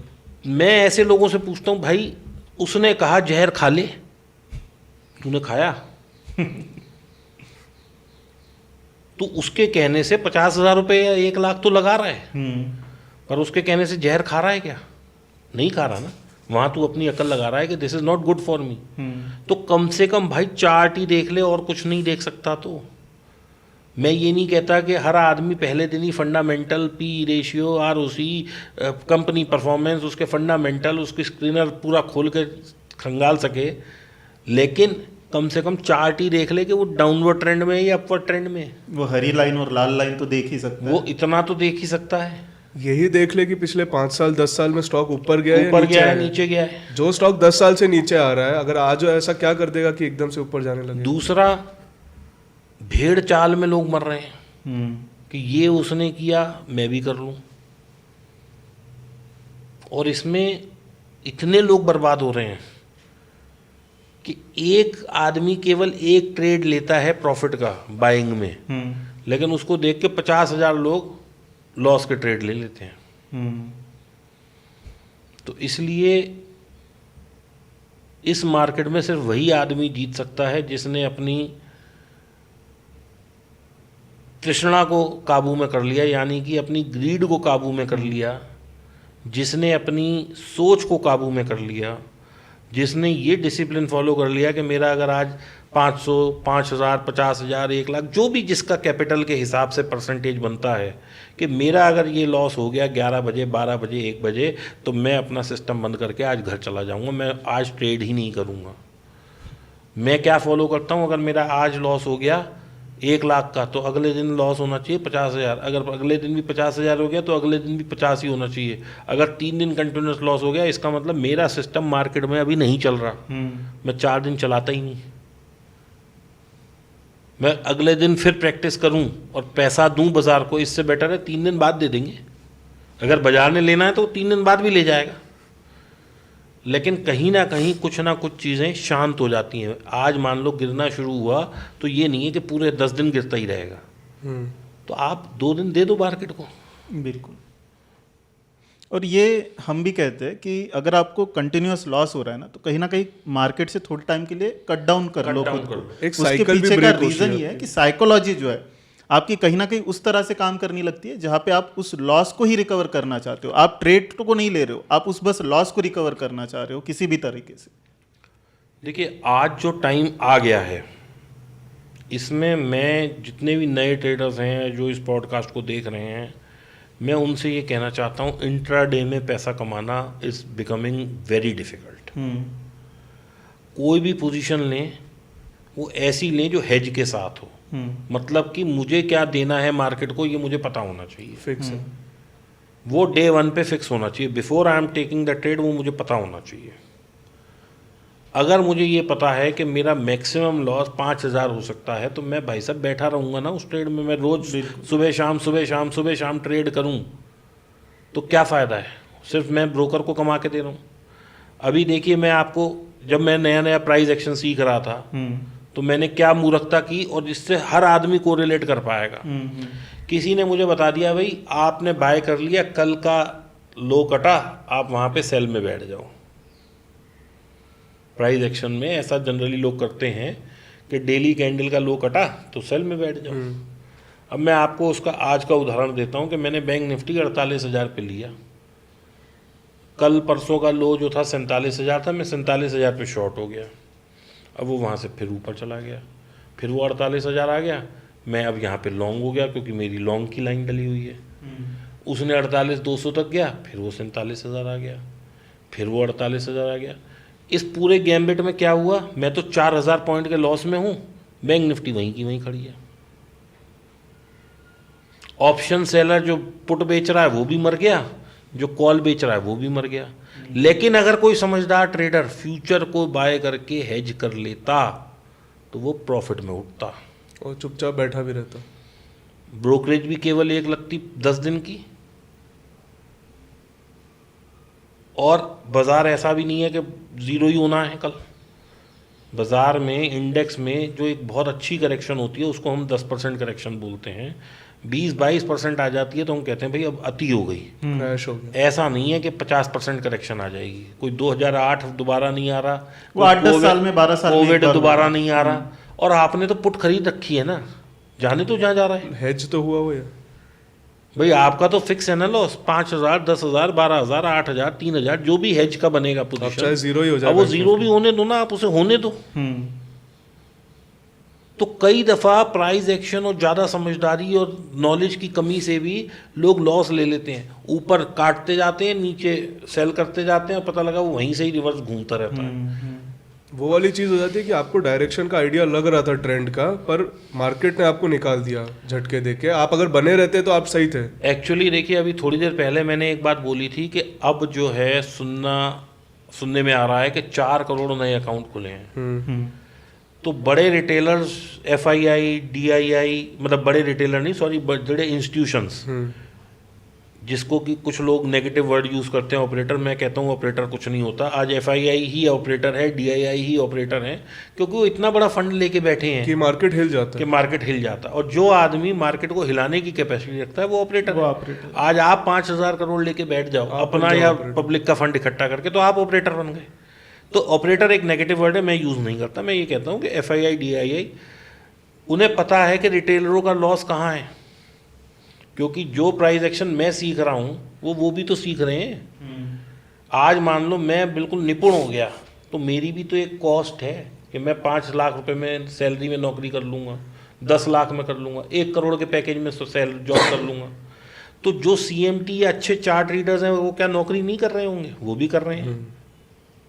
तो जो नौकरी कर रहे हैं तो बड़े बड़े फंड हाउस क्या उनको नहीं रख लेंगे अपने यहाँ जॉब पे? उन्हें नहीं पता कि यहाँ पे लोग सपोर्ट ढूंढ रहे हैं और जरा सा हम नीचे जाएंगे, जरा सा ऊपर जाएंगे, यहाँ लोग सारे घुस जाएंगे और वहीं से गिरा दो। तो दे ऑल्सो नो दिस। तो इन सब प्राइस एक्शन का मेरे को ऐसा लगता है कि अगर हम हेज कर लें तो वो हेज की काट नहीं निकाल सकते। प्लस कहीं ना कहीं थोड़ा ऐसा हो गया कि आपको पता है यहाँ एसएल हिट होगा और आपको बड़ी क्वांटिटी उठानी है, तो आप करवाओगे हल्का सा हिट बस। ताकि सप्लाई आए मार्केट Yes. में। और इसी वजह से आजकल जो बहुत छोटे छोटे लेवल्स पे लोग लाइनें ड्रॉ करते थे ना, वो Exactly. काम नहीं कर रही वो काम नहीं कर रही है। मेजर लेवल्स काम कर रहे हैं। देखिए मेजर भी नहीं कर रहे हैं, क्योंकि क्या है कि आज की तारीख में ऐसे ऐसे सॉफ्टवेयर आ गए हैं, ऐसे ऐसे इंफॉर्मेशन फ्री में भी अवेलेबल है, पैसे दे के भी अवेलेबल है। एक उसे वो है सॉफ्टवेयर, उसको क्या बोलते हैं, जिसमें ऑर्डर फ्लो इंडेक्स ऐसा बन के आ जाता है, तो जहाँ पे सबसे ज़्यादा ऑर्डर एग्जीक्यूट हुए हैं वहाँ पे आपको वहाँ दिख पे जाएगा आपको level। दिख ही जाएगा, तो आप वहाँ उसके साथ ही घुस जाइए। अगर FII 47,000 पे घुसे तो आप शायद 47,100 पे घुस पाओगे। लेकिन सॉफ्टवेयर और इन्फॉर्मेशन आजकल इतनी है कि उसको अगर हम सही मायने में यूज़ करें, रादर देन 50,000 रुपये मार्केट को देने के लिए बजाय 50,000 हम अपने सिस्टम को अपडेट करें, स्किल को बुक्स अपग्रेड को करते हैं। अपडेट करें, स्किल सेट अपडेट करें, सॉफ्टवेयर उस तरह के लें। आज आप देखो, आप किसी भी वकील के जाओ तो उसका पीछे रैक जो होता है कम से कम 200 बुक्स 500 बुक्स लगी होती हैं, पढ़ी उसने एक नहीं होती। लेकिन वो क्यों है? क्योंकि जिस दिन उसे बैक रेफरेंस लेना होगा वहाँ से देख वहाँ से सकता है। तुरंत रेफरेंस ले सकते हैं। सारी बुक्स थोड़ी पढ़ के बैठा है कोई भी वकील, लेकिन बैक रेफरेंस वो ले सकता है, इंडेक्सिंग से कहीं ना कहीं कुछ निकाल सकता है। बिल्कुल। तो क्या कोई भी ट्रेडर आज एक ऐसा सॉफ्टवेयर ले रहा है कि जिसमें उसे दिख जाए कि बाजार में इंट्रेंसिक वैल्यू ही कहाँ एक्चुअल में सही आ रही है या नहीं? अब मैं आपको कल का एग्जांपल देता हूँ। कल तारीख थी 19 अप्रैल। ये जब भी आपका पॉडकास्ट रिलीज होगा 19 अप्रैल को लोग जाके देखें। 46,900 की पुट जब बाजार 47,400 पहुंच गया तो भी 350 रुपये की बिक रही है। तो क्या वैल्यू नहीं है वहाँ पे? जब हमारी एट दी मनी की पुट 300 की बिक रही होती है और 600 पॉइंट नीचे की पुट 300 की बिक रही है, तो उसे कोई क्यों नहीं बेच रहा? तुरंत बेचना चाहिए। क्यों नहीं बेच रहा? क्योंकि उन्हें अकल ही नहीं है कि कहाँ पे वैल्यू है। या सही जगह देख नहीं रहे। सही जगह देख नहीं रहे, सही जगह देख के पहचान नहीं रहे। भाई मेरे को ये पता है, मेरा बुधवार के दिन स्ट्रैडल 700 रुपये के आसपास बिकता है और 600 पॉइंट नीचे की अगर मेरी पुट 350 की बिक रही है, यानी कि एट दी मनी वाला रेट मुझे वहाँ मिल रहा है। वो क्यों मिल रहा है? क्योंकि विक्स बढ़ी हुई है। क्योंकि बाजार में ये वॉर की वजह से थोड़ा सा पैनिक झटका आया आया और विक्स करीब थोड़ी सी 10-12%, लेकिन विक्स थोड़ी बढ़ी। लेकिन आपको देखो 600 पॉइंट नीचे की भी अगर पुट आपकी 350 बिक रही है तो भाई क्यों नहीं है वह वैल्यू? क्यों नहीं मैं उसे बेचूं और 300 पॉइंट नीचे की हेज बाय कर लूं? तो मेरा लॉस भी फिक्स हो गया, लेकिन ये 300 जीरो भी हो सकती है। बिल्कुल। तो आप अगर प्रोबेबिलिटीज़ को प्ले ही नहीं करेंगे, आप अपना दिमाग ही नहीं लगाएंगे, आप यही नहीं समझ पाएंगे कि बाज़ार मुझे कहाँ पे ज़्यादा पॉइंट दे रहा है, तब तक आप कैसे ट्रेड कर पाएंगे? राइट। तो सर अपन ने काफ़ी सारी बातें यहाँ पे की और आपने काफ़ी बढ़िया तरीके से बताया। आई गेस जितने भी रिटेल ट्रेडर्स हमें देख रहे होंगे, जितने भी नए ट्रेडर्स हमें देख रहे होंगे, उनकी यही जर्नी रही होगी कि वो मार्केट में आते हैं, लॉस खाते जाते हैं। उसके पीछे का रीज़न भी वो होता है कि वो सीख ही नहीं पाते कि उनकी गलती कहाँ पे हो रही है, वही नहीं वो पता कर पाते। उसकी वजह से वो कंटिन्यूस लॉस में होते हैं। बट उसमें से ही कुछ लोग निकलते हैं जो उस लॉस को कवर करके फिर जो एक टर्न अराउंड स्टोरी आती है और काफ़ी अच्छे प्रॉफिट वो बना पाते हैं मार्केट में। आपकी भी कुछ उसी तरह की स्टोरी है। कहाँ से वो टर्न आया, कहाँ से वो प्रॉफिट्स बनना शुरू हुए और कौन सी चीज़ें हैं जो आपने सही करना शुरू किया जिसकी वजह से प्रॉफिट बने आपके? देखिए मैं यहाँ पे कहूँगा कि मैं थोड़ा सा लकी रहा। वो लकी मैं क्यों रहा मैं वो भी अभी बताता हूँ आपको। लेकिन मैंने सबसे पहले तो अपने लॉसेस को बहुत छोटा कर दिया। मैं सिस्टमैटिक ट्रेडर बन गया। मैं बहुत डिसिप्लिन से ट्रेड करता था। अगर मुझे नहीं समझ आता था तो मैं ट्रेड नहीं करता था। उसके बाद मैं इसे अच्छाई बोलूँ या बुराई बोलूँ, मेरे लिए थोड़ा अच्छा बन के आया जब कोविड आया। तो कोविड में क्या हुआ, क्योंकि विक्स बहुत ज़्यादा बढ़ गई थी तो जो कॉल और पुट के प्रीमियम थे वो हज़ार रुपये हो गए एट दी मनी के। यानी कि एट दी मनी का स्ट्रैडल 2200 रुपये का बिक रहा है। तो 2200 रुपये में यदि आप केवल उसकी पुट ही बेचते रहे हर हफ्ते तो भी आप पैसे कमा लेते। तो मेरे साथ तो एक अपॉर्चुनिटी वो जुड़ गई कि मैंने उस कोड को क्रैक कर लिया। जैसे मैंने अभी बताया कि वैल्यू कहाँ है वो अगर आपने समझ ली। लोग मेरे से कहते हैं कि पुट खरीदना एक अनलिमिटेड लॉस है, बाजार तो कितना ही गिर सकता है। मैं कहता हूँ मूर्खता का सवाल है ये। पुट में तो लॉस फिक्स है, 0 तक ही तो जा सकता है। भाई आज मैं 48,000 पे बैंक निफ्टी खरीद लूँ तो 48,000 पॉइंट का ही मुझे लॉस हो सकता है, इससे ज़्यादा लॉस नहीं हो सकता। लेकिन अगर मैं शॉर्ट बैठ जाऊँ तो ये 2 लाख भी जा सकती है और मैं बैठा ही रहूँगा और हो सकता है मुझे निकलने का मौका ना दे बाजार। तो पहले तो हमें ये समझना पड़ेगा कि जो बुक में लिखा है, जो हमें सिखाया बताया जा रहा है और जो वास्तविकता है वो कहाँ सही है। अगर बुक में लिखा है कि ये सपोर्ट है, रेजिस्टेंस है और मैं बार बार वहाँ ट्रेड कर रहा हूँ और मेरा ट्रेड लॉस में जा रहा है, तो मैं क्यों नहीं अपनी मानसिकता को चेंज करके उसका उल्टा कर रहा हूँ। मैं क्यों नहीं अपने हिसाब से लाइनें खींच रहा हूँ चार्ट पे। मेरी एक बहुत फेमस कोट है जो मैं कहता हूँ सबसे, टॉक टू चार्ट्स। आप चार्ट से बातें करिए। आप जितना ज़्यादा चार्ट को देखेंगे, मैं सिर्फ चार्ट को मानता हूँ कि उससे बहुत कुछ सीखा जा सकता है। ऑप्शन बैक टेस्ट से मैं कहता हूँ कुछ नहीं सीख सकता आदमी। जो लोग कहते हैं ना कि मैंने ये स्ट्रैटेजी को बैक टेस्ट किया है और पिछले 5 साल से ये प्रॉफिटेबल है, भाई साहब मैं उसे शून्य मानता हूँ। कोविड के वक्त 1100 का स्ट्रेडल था, आज स्ट्रेडल ही कुछ 700 का रह गया। कोविड के वक्त 2200 का स्ट्रेडल था और आज स्ट्रेडल ही कुल 700 रुपये का रह गया है। तो मेरा बैक टेस्ट कहाँ पे मैच होएगा। राइट। मेरे दादाजी जब नौकरी करते थे तो उन्हें 40 रुपये तनख्वाह मिलती थी, मेरे पिताजी करते थे उन्हें 20,000 मिलती थी। आज मेरे जनरेशन 5 लाख रुपए तनख्वाह ले रहे हैं, तो बैक टेस्ट कहाँ मैच हो रहा है। वैल्यूज तो हिल गई सारी वैल्यूज हिल गई, विक्स हिल गई, वॉल्यूम हिल गया, तो आप कैसे बैक टेस्ट कर सकते हैं। लॉट साइज बदल जाएगी, लॉट साइज बदल गए।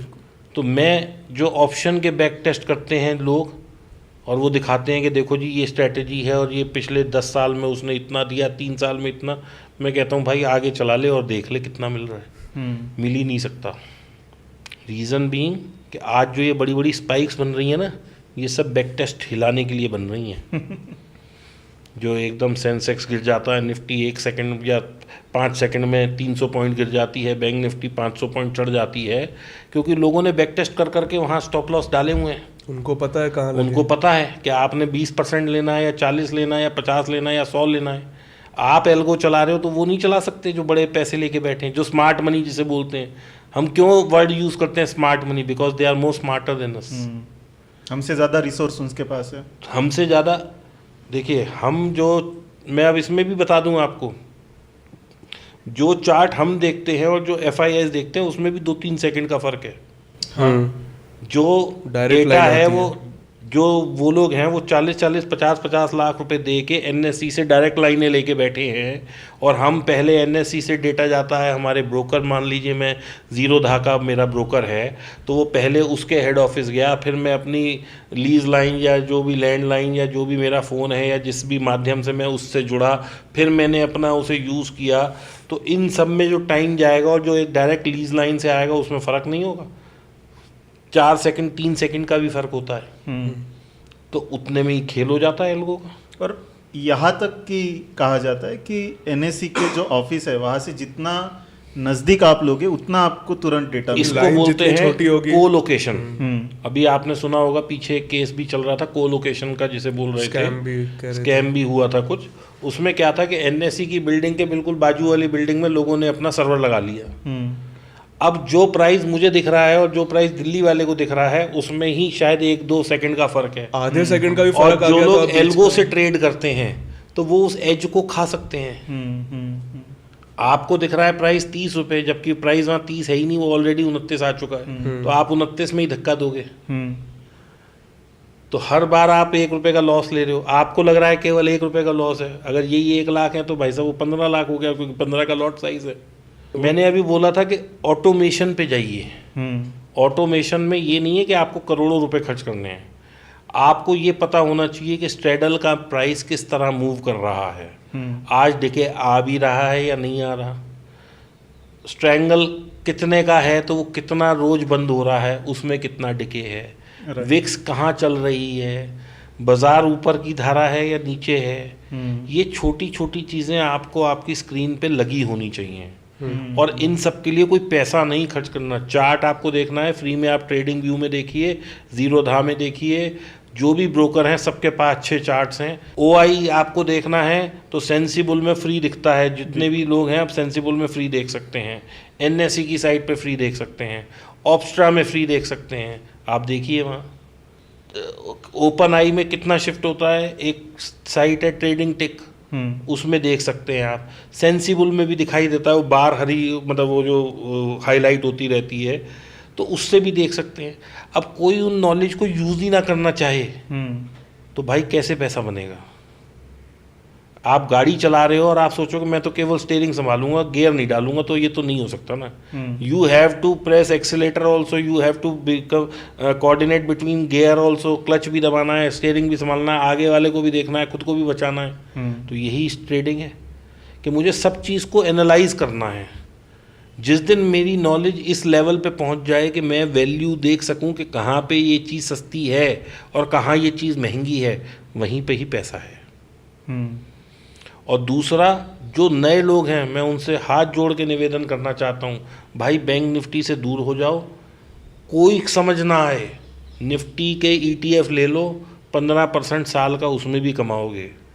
जो छोटी पूंजी से लोग लेके बैठे हैं जो कि 5-10 लाख से करना चाहते हैं, अगर वो बिल्कुल ट्रेन और फिट हो जाएं, इस बात को आप हाईलाइट करना जरा, मैं जो बोल रहा हूँ अब, जो लोग छोटी पूंजी 10 लाख तक को मैं छोटी, या 5 लाख तक को छोटी पूंजी कहता हूँ, क्योंकि 10 लाख रुपए लगा के अगर 2% कमाया तो कुल आपने 20,000 रुपये महीने के कमाए। अगर आप 2% कमा पाते हैं कंसिस्टेंटली तो बजाय अपना माथा कूट करें, 8 घंटे आंख फोड़ें अपनी मॉनिटर के आगे, स्ट्रेस लें, दिमाग ख़राब करें, गुस्सा करें, सीखें, ये करें वो करें, 15% पे तो आप ETF खरीद के बैठ जाओ। किसी साल 12 देगा, किसी साल 17 देगा, किसी साल 8 देगा, हो सकता है किसी साल नेगेटिव रिटर्न भी दे, लेकिन 10 साल रखोगे तो आपका पैसा 15 ओवरऑल पॉजिटिव आ जाओ, 12-13-15% के CAGR से चलेगा आपका पैसा। कोई भी गवर्नमेंट आ जाए, वैसे तो मुझे लगता है कि भाई हमारी एग्जिस्टिंग गवर्नमेंट ही आएगी, लेकिन मैं कहता हूँ चलो कोई सी गवर्नमेंट आ जाए, नहीं आ पाए मोदी जी, 1% मान लेते हैं, वैसे तो it is next to impossible क्योंकि उन्होंने काम किया है, लेकिन अगर चलो नहीं आए तो आप ये मत सोचो कि मार्केट गिर जाएगा। अगर आज रिलायंस 1 लाख लीटर तेल रोज बना रहा है तो वो तब भी बनाएगा, उससे मोदी जी हो या कोई और गवर्नमेंट हो उससे फर्क नहीं पड़ना। आज आपको कार में घूमना है और आप मान लीजिए मारुति की गाड़ी लेके या किया MG की गाड़ी लेके घूम रहे हैं, तो कल भी आप घूमोगे। ये थोड़ी है कि मोदी जी की जगह कोई और गवर्नमेंट आ गई तो आप गाड़ी चलाना बंद कर दोगे। तो बाजार तो कंजम्पशन पे चलता है ना भाई। आज इन्फोसिस को प्रॉफिट कब होएगा, जब उसका लोग सॉफ्टवेयर लेंगे। तो सॉफ्टवेयर अगर मुझे आज चाहिए तो मुझे वो चाहिए। बिल्कुल। बैंक, अगर कोई बैंक TCS का सॉफ्टवेयर यूज़ कर रहा है तो कल ये थोड़ी होगा कि वो TCS को हटा के कहेगा नहीं भैया अब हमें नहीं चाहिए क्योंकि अब गवर्नमेंट चेंज हो गई। करेक्शन आ सकती है, लेकिन उसके भी चांसेस बहुत रेयर हैं क्योंकि 20,000 करोड़ की सिप आ रही है। सिप का मतलब है कि लोग म्यूचुअल फंड में 20,000 करोड़ हर महीने डाल रहे हैं, तो क्या वो डालना बंद कर देंगे? म्यूचुअल फंड वाले तो ये सिखाते हैं कि अभी बाजार नीचे और ज़्यादा डालो, यूनिट ज़्यादा मिलेंगे। बिल्कुल। तो बाजार तो अपना बहुत, मतलब जिसे कहते हैं ना, इंडिया की ग्रोथ स्टोरी आगे चलने वाली है अभी 2-5 साल, ऐसा नहीं है कि बंद होने वाली है। वेल सेटल बाजार है अपना बाजार इतना स्ट्रांग है कि FII लोग पैसा डाल रहे हैं जब। और दूसरा, आज की तारीख में आप देखिए इंडियन बिजनेसमैन कितनी बाहर कंपनियां खरीद रहे हैं। रिलायंस ने दुनिया जहान के लग्जरी ब्रांड अपने अंडर में ले रखे हैं जो कि हम लोगों को पता नहीं है, लेकिन आप देखो कौन सा ब्रांड है, ये ब्रांड है, इसको रिलायंस ओन करता है। टाटा ने कितनी गाड़ियां बाहर, कितनी स्टील प्लांट ले रखे हैं, वो ले रखे हैं। और अदानी कितना एक्सपैंड कर रहा है, और भी सारी कंपनियां बाहर की कंपनियां ले रही हैं। तो भाई इंडिया चारों तरफ से एक्सपैंड हो रहा है। तो ऐसा कुछ नहीं है कि कौन सी गवर्नमेंट आएगी और कौन सी नहीं। हाँ, आप पैसा लगाइए और उसके साथ टाइम लगाइए। टाइम जब आप देंगे, इंट्राडे में पैसा कमाना बहुत मुश्किल है, ऑप्शन बाइंग से पैसा कमाना और ज़्यादा मुश्किल है। तो अगर आप कोई स्टॉक पकड़ते हैं, सारे भाग रहे हैं, कोई धीरे भाग रहा है, कोई तेज भाग रहा है, 10, 12, 15% की रिटर्न आपको आराम से आ सकती है। कुछ ना समझ आए, ETF में लगा दीजिए, ETF तो चल ही रहा है। बिल्कुल। अच्छा सर, आपकी जर्नी में आप पहले बायर थे? बायर मैं कुछ टाइम था, लेकिन मेरे को समझ आ गई कि बाइंग से पैसा नहीं बन सकता, मैं इमीडिएट सेलर बन गया। सेलर बन गए। क्या चीज़ें थी उनमें कि आपको बायर से सेलर बनना पड़ा? देखिए, एक तो बाइंग के लिए आपको बहुत सटीक नॉलेज चाहिए चार्ट की और मोमेंटम की। अच्छा। कि मैंने अभी खरीदा प्रीमियम और ये यहीं से भागेगा। टाइम नहीं है ज़्यादा आपके पास। अब मेरे पास टाइम नहीं है, क्योंकि अगर मैंने वहाँ पे 1 घंटा वेट कर लिया तो 20-30 पॉइंट तो मेरे को डिके मार देगा। बिल्कुल। तो इसलिए मेरे को बहुत सटीक नॉलेज चाहिए। तो वो चार्ट की इतनी मेरे को नॉलेज नहीं थी और आज भी नहीं है। मैं हालांकि अगर 1 लाख लोग बैठे हैं तो 90,999 से बेटर चार्ट देख सकता हूँ, लेकिन मैं अभी भी अपने आप को मानता हूँ कि मुझे उतनी अच्छी नॉलेज नहीं है कि मैं एक कैंडल के पैटर्न से बता दूं कि यहीं से मोमेंटम आएगा। तो इसलिए मैंने बाइंग छोड़ दी। दूसरा, अगर बड़ी कैपिटल लगानी है, मान लो मुझे आज 1 करोड़ से ट्रेड करना है, तो मैं सेलिंग में तो 5 करोड़ भी डाल सकता हूँ। बाइंग में मैं नहीं डाल सकता 50 लाख या 5 लाख भी। क्यों? क्योंकि अभी मैंने 200 की खरीदी और वो 100 रह गई, तो मेरी तो 50% कैपिटल उड़ गई। राइट। तो इसलिए सेलिंग पे आना पड़ेगा बड़ी कैपिटल के साथ। कंसिस्टेंटली पैसा भी आप सेलिंग से ही बना सकते हैं। भाई, अगर मैं 1%, 1.5%, 2% कमाता हूँ तो मैं सेलिंग में ही कमा सकता हूँ। आज मैंने मान लीजिए बाइंग कर ली और अगले महीने ही मेरा 50% कैपिटल उड़ गई, तो मैं कितने महीनों में जाके पूरी करूँगा? कहीं ना कहीं आप जब आए थे तो आपका इरादा भी वो था कि मंथली इनकम बने, एक फुल टाइम ट्रेडर, तो वो ऑप्शन सेलिंग पे ज़्यादा। ऑप्शन सेलिंग पे ज़्यादा। क्या उससे कोई प्रेशर होता है जब मंथली इनकम आपकी मार्केट के ऊपर जब डिपेंड हो जाती है? देखिए, अब इसमें भी मैं बार बार एक वर्ड यूज़ करता हूँ, hedge hedge hedge hedge hedge. अब मान लो मेरे को 1 करोड़ रुपया लगाना है, मैं एक एग्जांपल, या 10 लाख रुपए लगाना है, तो मैं क्या करूँगा? 5 लॉट बैंक निफ्टी के बाय करूँगा और साथ के साथ मैं उसकी ऑप्शन बेच दूंगा। अब अगर बाजार ऊपर गया तो मेरे को फ्यूचर कमा के देगा, ऑप्शन में लॉस आएगा, लेकिन मैं फिर भी उतने पॉइंट के फ़ायदे में रहूँगा जितने की मैंने वो बेची है। अगर मैं नीचे गया तो मैं तो फ्यूचर तो वैसे भी लेने ही वाला था, फ्यूचर तो मैं लेने ही वाला था। तो अगर मेरा वहाँ नुकसान 2000 पॉइंट का हो रहा है तो 500 पॉइंट मेरे को सेलिंग से आ गए। वो और नीचे गया, मैंने और नीचे की सेल कर दी, वो और नीचे गया, मैं और नीचे, तो मैं कहीं ना कहीं बचा रहूँगा। तो मैं फिर वही वाली बात कि मुझे 1 करोड़ कमाने का ध्येय नहीं है, मुझे 5000 देने हैं, मेरा ये ध्येय है। अगर मेरा लॉस होता है तो मैं कितना लॉस देना चाहता हूँ, ओके। मुझे तो अपना लॉस फिक्स करना है। मुझे क्या पता मार्केट आज 1000 पॉइंट चलेगी या 200 पॉइंट चलेगी। अगर मुझे यही पता हो तो मैं आपको तो आपकी जेब से कितने मार्केट को देने वो पता वो मुझे पता है। हाँ। हेज कर लिया, 5000 जाएंगे, प्रॉफिट बस। आएगा तो प्रॉफिट, पर 5000 से ज़्यादा दूंगा नहीं। तो मैं पुट खरीदूंगा, मैं फ्यूचर खरीदूंगा, मैं कॉल बेचूंगा, तो मेरा बड़ा टाइट कंपार्टमेंट हो गया। अब मैं इसको 3 दिन ये पोजीशन छोड़नी हुई है तो छोड़ दूंगा, क्योंकि मुझे ये पता है कि प्रॉफिट कितना है और लॉस कितना है। आपने मार्केट नहीं भी देखा तो आपको पता है कि बुरे से बुरे हाल में भी इतना लॉस हो सकता है, और वो लॉस हमेशा इतना होता है कि मैं अगर उस पर 1 हफ्ता 2 हफ्ता काम करूंगा तो मैं उसे कवर कर सकता हूँ। कंट्रोल के अंदर होता है। अब मैं लोगों को बताता हूँ, आप 1 लाख से ट्रेड कर रहे हैं और आपके 50,000 रह गए, आप भूल जाओ भाई साहब, अपने दिमाग से निकाल दो कि मुझे दोबारा 1 लाख बनाने हैं। यानी कि you are working on 100% profit. तो नए ट्रेडरों को जो करना है भाई, जो पीछे गलती हो गई उसके लिए भगवान से माफ़ी मांग लो, अपने दिमाग को डाइवर्टेड रखो। डाइवर्टेड से मतलब हर वक्त ये मत सोचो कि भाई मेरा कितना लॉस है, कितना लॉस है, क्योंकि वो अगर प्रेशर मेरे पे बना रहेगा तो मैं 100-500 में खुश ही नहीं हो पाऊंगा। तो मैं क्यों ना, बेटर एक तरीका है कि मैं उसको भूल जाऊं जो मैं लॉस कर चुका हूं। It is very difficult to say, लेकिन करना पड़ता है, मैंने भी किया है। पत्थर रखना पड़ता है। जैसे मैंने बताया कि मैं कुल 500 रुपये लेके घर आ जाता था, क्योंकि मुझे ये पता था कि अगर मैं 500 रुपये में कंसिस्टेंट हो गया तो मैं इमीडिएटली 2 लॉट कर दूंगा, 2 के 5 कर दूंगा, 5 के 10 कर दूंगा, 10 के 50 कर दूंगा और 50 के 1000 कर दूंगा। राइट, ठीक है ना। लेकिन पहले मैं एक में तो कंसिस्टेंसी लाऊं, एक में तो अपने मानसिकता को कंट्रोल करूं, एक में तो अपनी साइकी को कंट्रोल करूं। तो जब आप इन चीज़ों पे वर्क करेंगे, और मैं आपको बता दूं, trading is only 20% fundamental and technical, 80% is mind game. वो तो बिल्कुल। बाज़ार आपके दिमाग से खेलता है, और अगर आपने अपना मैक्सिमम लॉस फिक्स कर लिया कि इस ट्रेड में मुझे 5,000 से ज़्यादा लॉस नहीं हो सकते, खेलने दो, कितना खेलेगा। जो करना है कर ले। सर अभी जैसे हम लोग बात कर रहे थे तो आपने काफ़ी ज़्यादा जोर इस बात पे दिया कि डिस्क्रिशनरी से ज़्यादा सिस्टमैटिक ट्रेडिंग स्टाइल ज़्यादा बेटर होती है, ज़्यादा स्ट्रेस फ्री भी रहती है और प्रॉफिटेबिलिटी की तरफ ज़्यादा लेके जाती है। उसी में थोड़ी देर पहले पॉडकास्ट से पहले आप शेयर भी कर रहे थे कि रिसेंटली आपने काफ़ी हद तक अपने सिस्टम को एल्गो पे शिफ्ट कर दिया है, ऑटोमेट कर दिया है, जिसमें आपको बैठ के ट्रेड नहीं करना पड़ता, अपने आप ट्रेड सिस्टम करता है।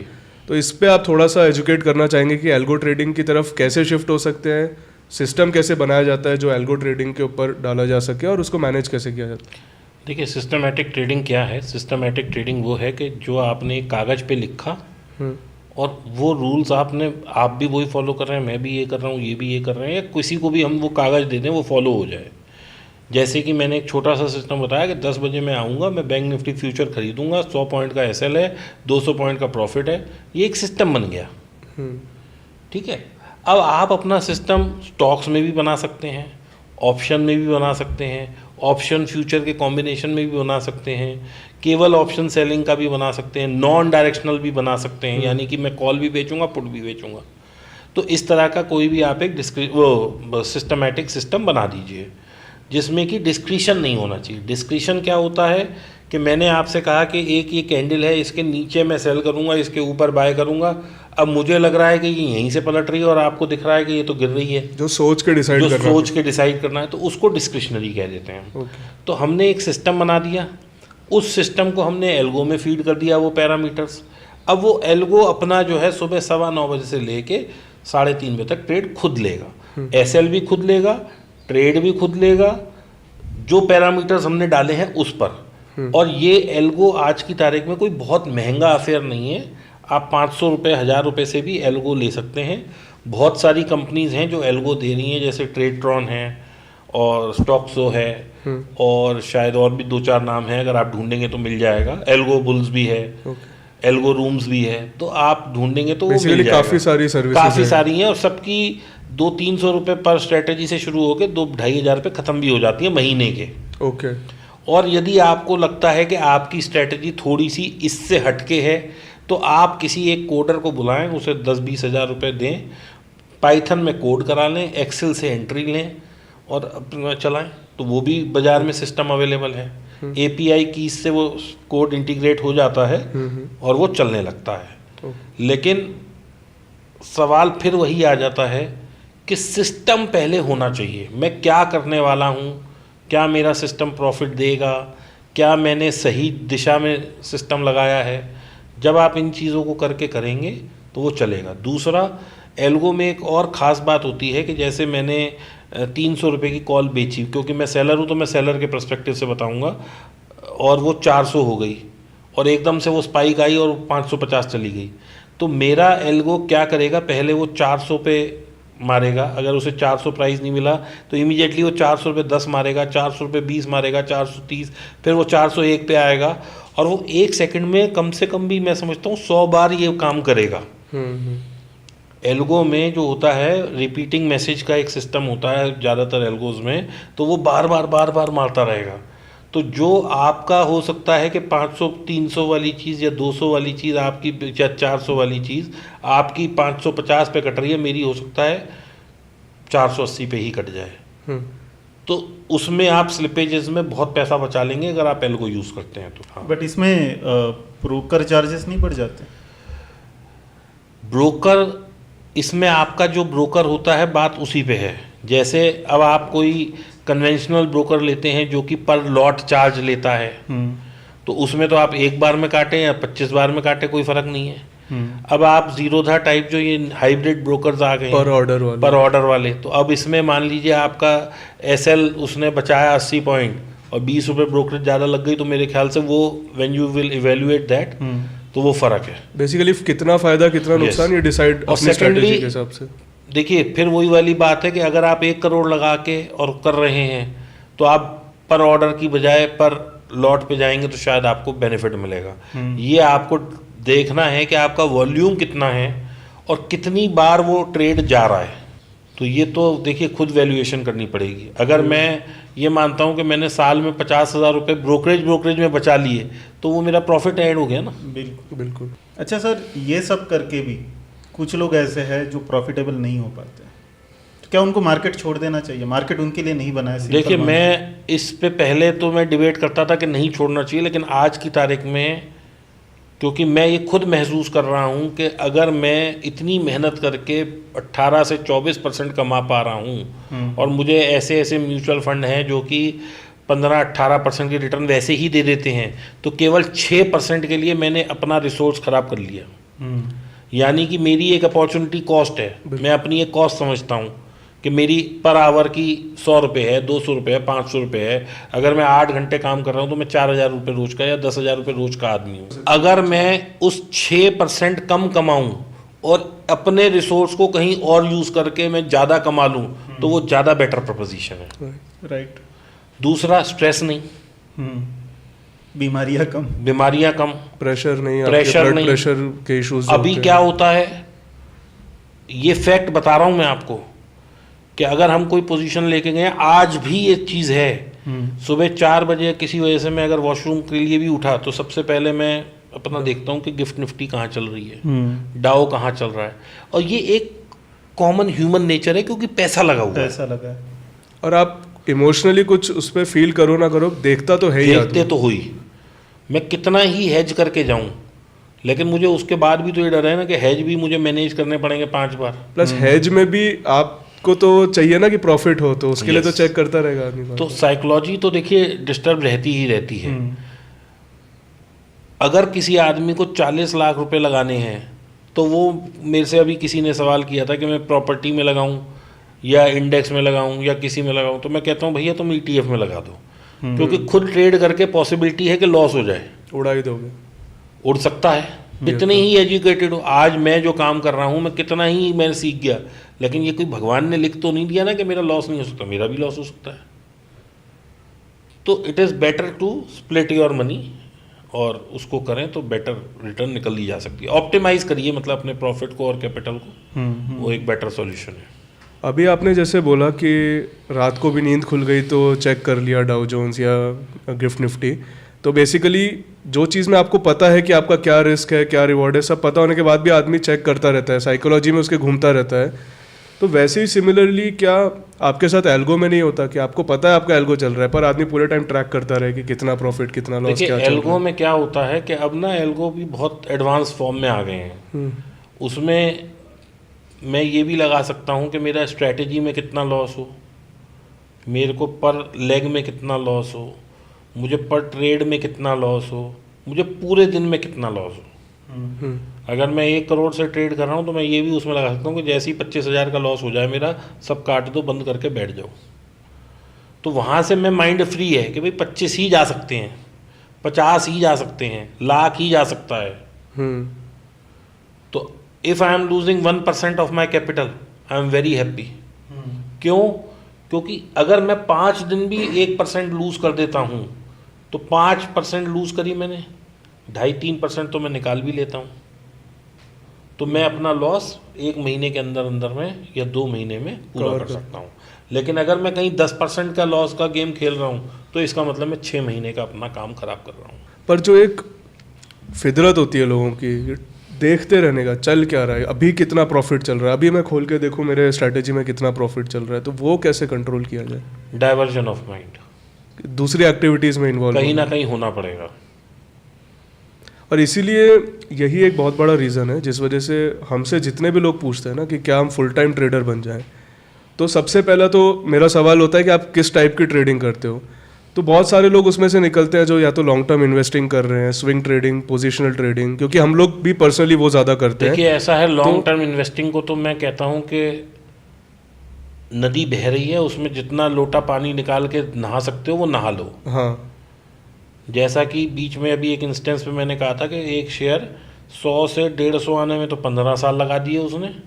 और 150 ITC का एग्जांपल ले लीजिए, 250 से 325 पे अटका रहा वो। और फिर 350 के बाद जब भागा तो देखिए 450 आ गया एक साल के भी पहले। कहने को 100 रुपये, लेकिन शेयर कितना परसेंटेज बढ़ गया देख और लीजिए। डिविडेंड उसने बीच में इतना दे दिया। दूसरा, कोविड जिस दिन चालू हुआ, दुनिया खत्म होने वाली थी, 2600 रुपये पे हिंदुस्तान यूनिलीवर था, वो 4 साल से वहीं खड़ा है, 3 साल से। तो अगर मैं उसमें ट्रेड कर रहा होता तो मैं लॉस में ही होता इस वक्त। पर वहीं लॉन्ग टर्म में जब बढ़ना होगा वो एक साल में एक 3 साथ गुना भी हो बढ़ जाएगा। वो। हाँ। कोटक बैंक देख लीजिए, पड़ा ही है। 2000 से ऊपर नहीं जा रहा, 1700 से नीचे नहीं जा रहा। जिस दिन पिटाई होती है उस दिन 1690 1680 आया था, फिर कूद के फिर आ जाता है। तो अगर हम ये छोटे छोटे पैटर्न्स ही पकड़ पाए कि भाई जिस दिन 1800 आएगा वो 1600 आएगा या 1700 आएगा, मैं तो उसी दिन लूंगा। हाँ। तो जब एक चीज़ 5 दफ़ा 10 दफ़ा वहीं से एक पैटर्न हमें चार्ट पे दिखा रही है तो हम उस पर खेलें तो प्रोबेबिलिटी ऑफ ट्रेड बेटर हो जाता है। जो चीज़ 5 बार हुई है वो 6ठी बार होने का चांस ज़्यादा है। तो ऐसी कौन सी चीज़ें हैं जो अगर आपके साथ हो रही है तब जाके आपको डिसीजन लेना चाहिए कि आपको फुल टाइम ट्रेडर बनना है? देखो जी, अभी आपकी जो सैलरी है, यदि आप उससे 1.5 निकाल पा रहे हैं, यानी कि 100 रुपये सैलरी है और 150 रुपये आप निकाल पा रहे हैं, तब तो आप सोचें कि कहीं आपको डिसीजन लेना है। लेकिन मैं फिर भी ये कहूँगा कि बजाय इसके कि 24% या 30% के पीछे भागें, इससे बेटर है कि सर्विस करते रहें और इस पैसे को कहीं वाइजली इन्वेस्ट कर दें। ट्रेडर बनना, आज हालांकि मैं खुद फुल टाइम ट्रेडर हूँ, लेकिन मैं किसी को एनकरेज नहीं करता, क्योंकि it is a mesmerising job. ये कब को दिमाग हिला दे, कब एक लॉस की फिगर में हमें ले आए, कब हम डिप्रेशन में आ जाएं। हर किसी को कोविड जैसा टाइम नहीं मिलता जैसा मुझे मिला, हर किसी की फैमिली इतनी सपोर्टिव नहीं होती। तो बहुत सारे फैक्टर थे मेरे साथ जो कि एक पॉजिटिव होते चले गए, और हर किसी का उतना बैकअप नहीं होता जितना आपके पास था। सर 2024 में काफ़ी लोग कह रहे हैं कि क्रैश आने वाला है और हालात भी काफ़ी अजीब चल रहे हैं अभी तक। तो आपको क्या लगता है 2024 एक बड़े क्रैश का साल बनने वाला है? क्रैश किस वजह से आता है? कोई इवेंट होता है। कोविड वॉज ए इवेंट, 2008 में मद्दी आई, दैट वॉज ए इवेंट, 1992 में स्कैम हुआ, that was a event, Harshad Mehta scam हुआ। तो अगर कोई इवेंट हमें दिख रहा है कि ये इवेंट हो सकता है, तो मार्केट अपने हाई से कितना गिर जाएगा? 10%, 20%, 30%। मुझे इससे ज़्यादा गिरता हुआ नहीं दिख रहा। क्यों नहीं दिख रहा? इसके पीछे के कई सारे कारण हैं, मैं वो कारण बताता हूँ। 20,000 करोड़ की हर महीने सिप आ रही है,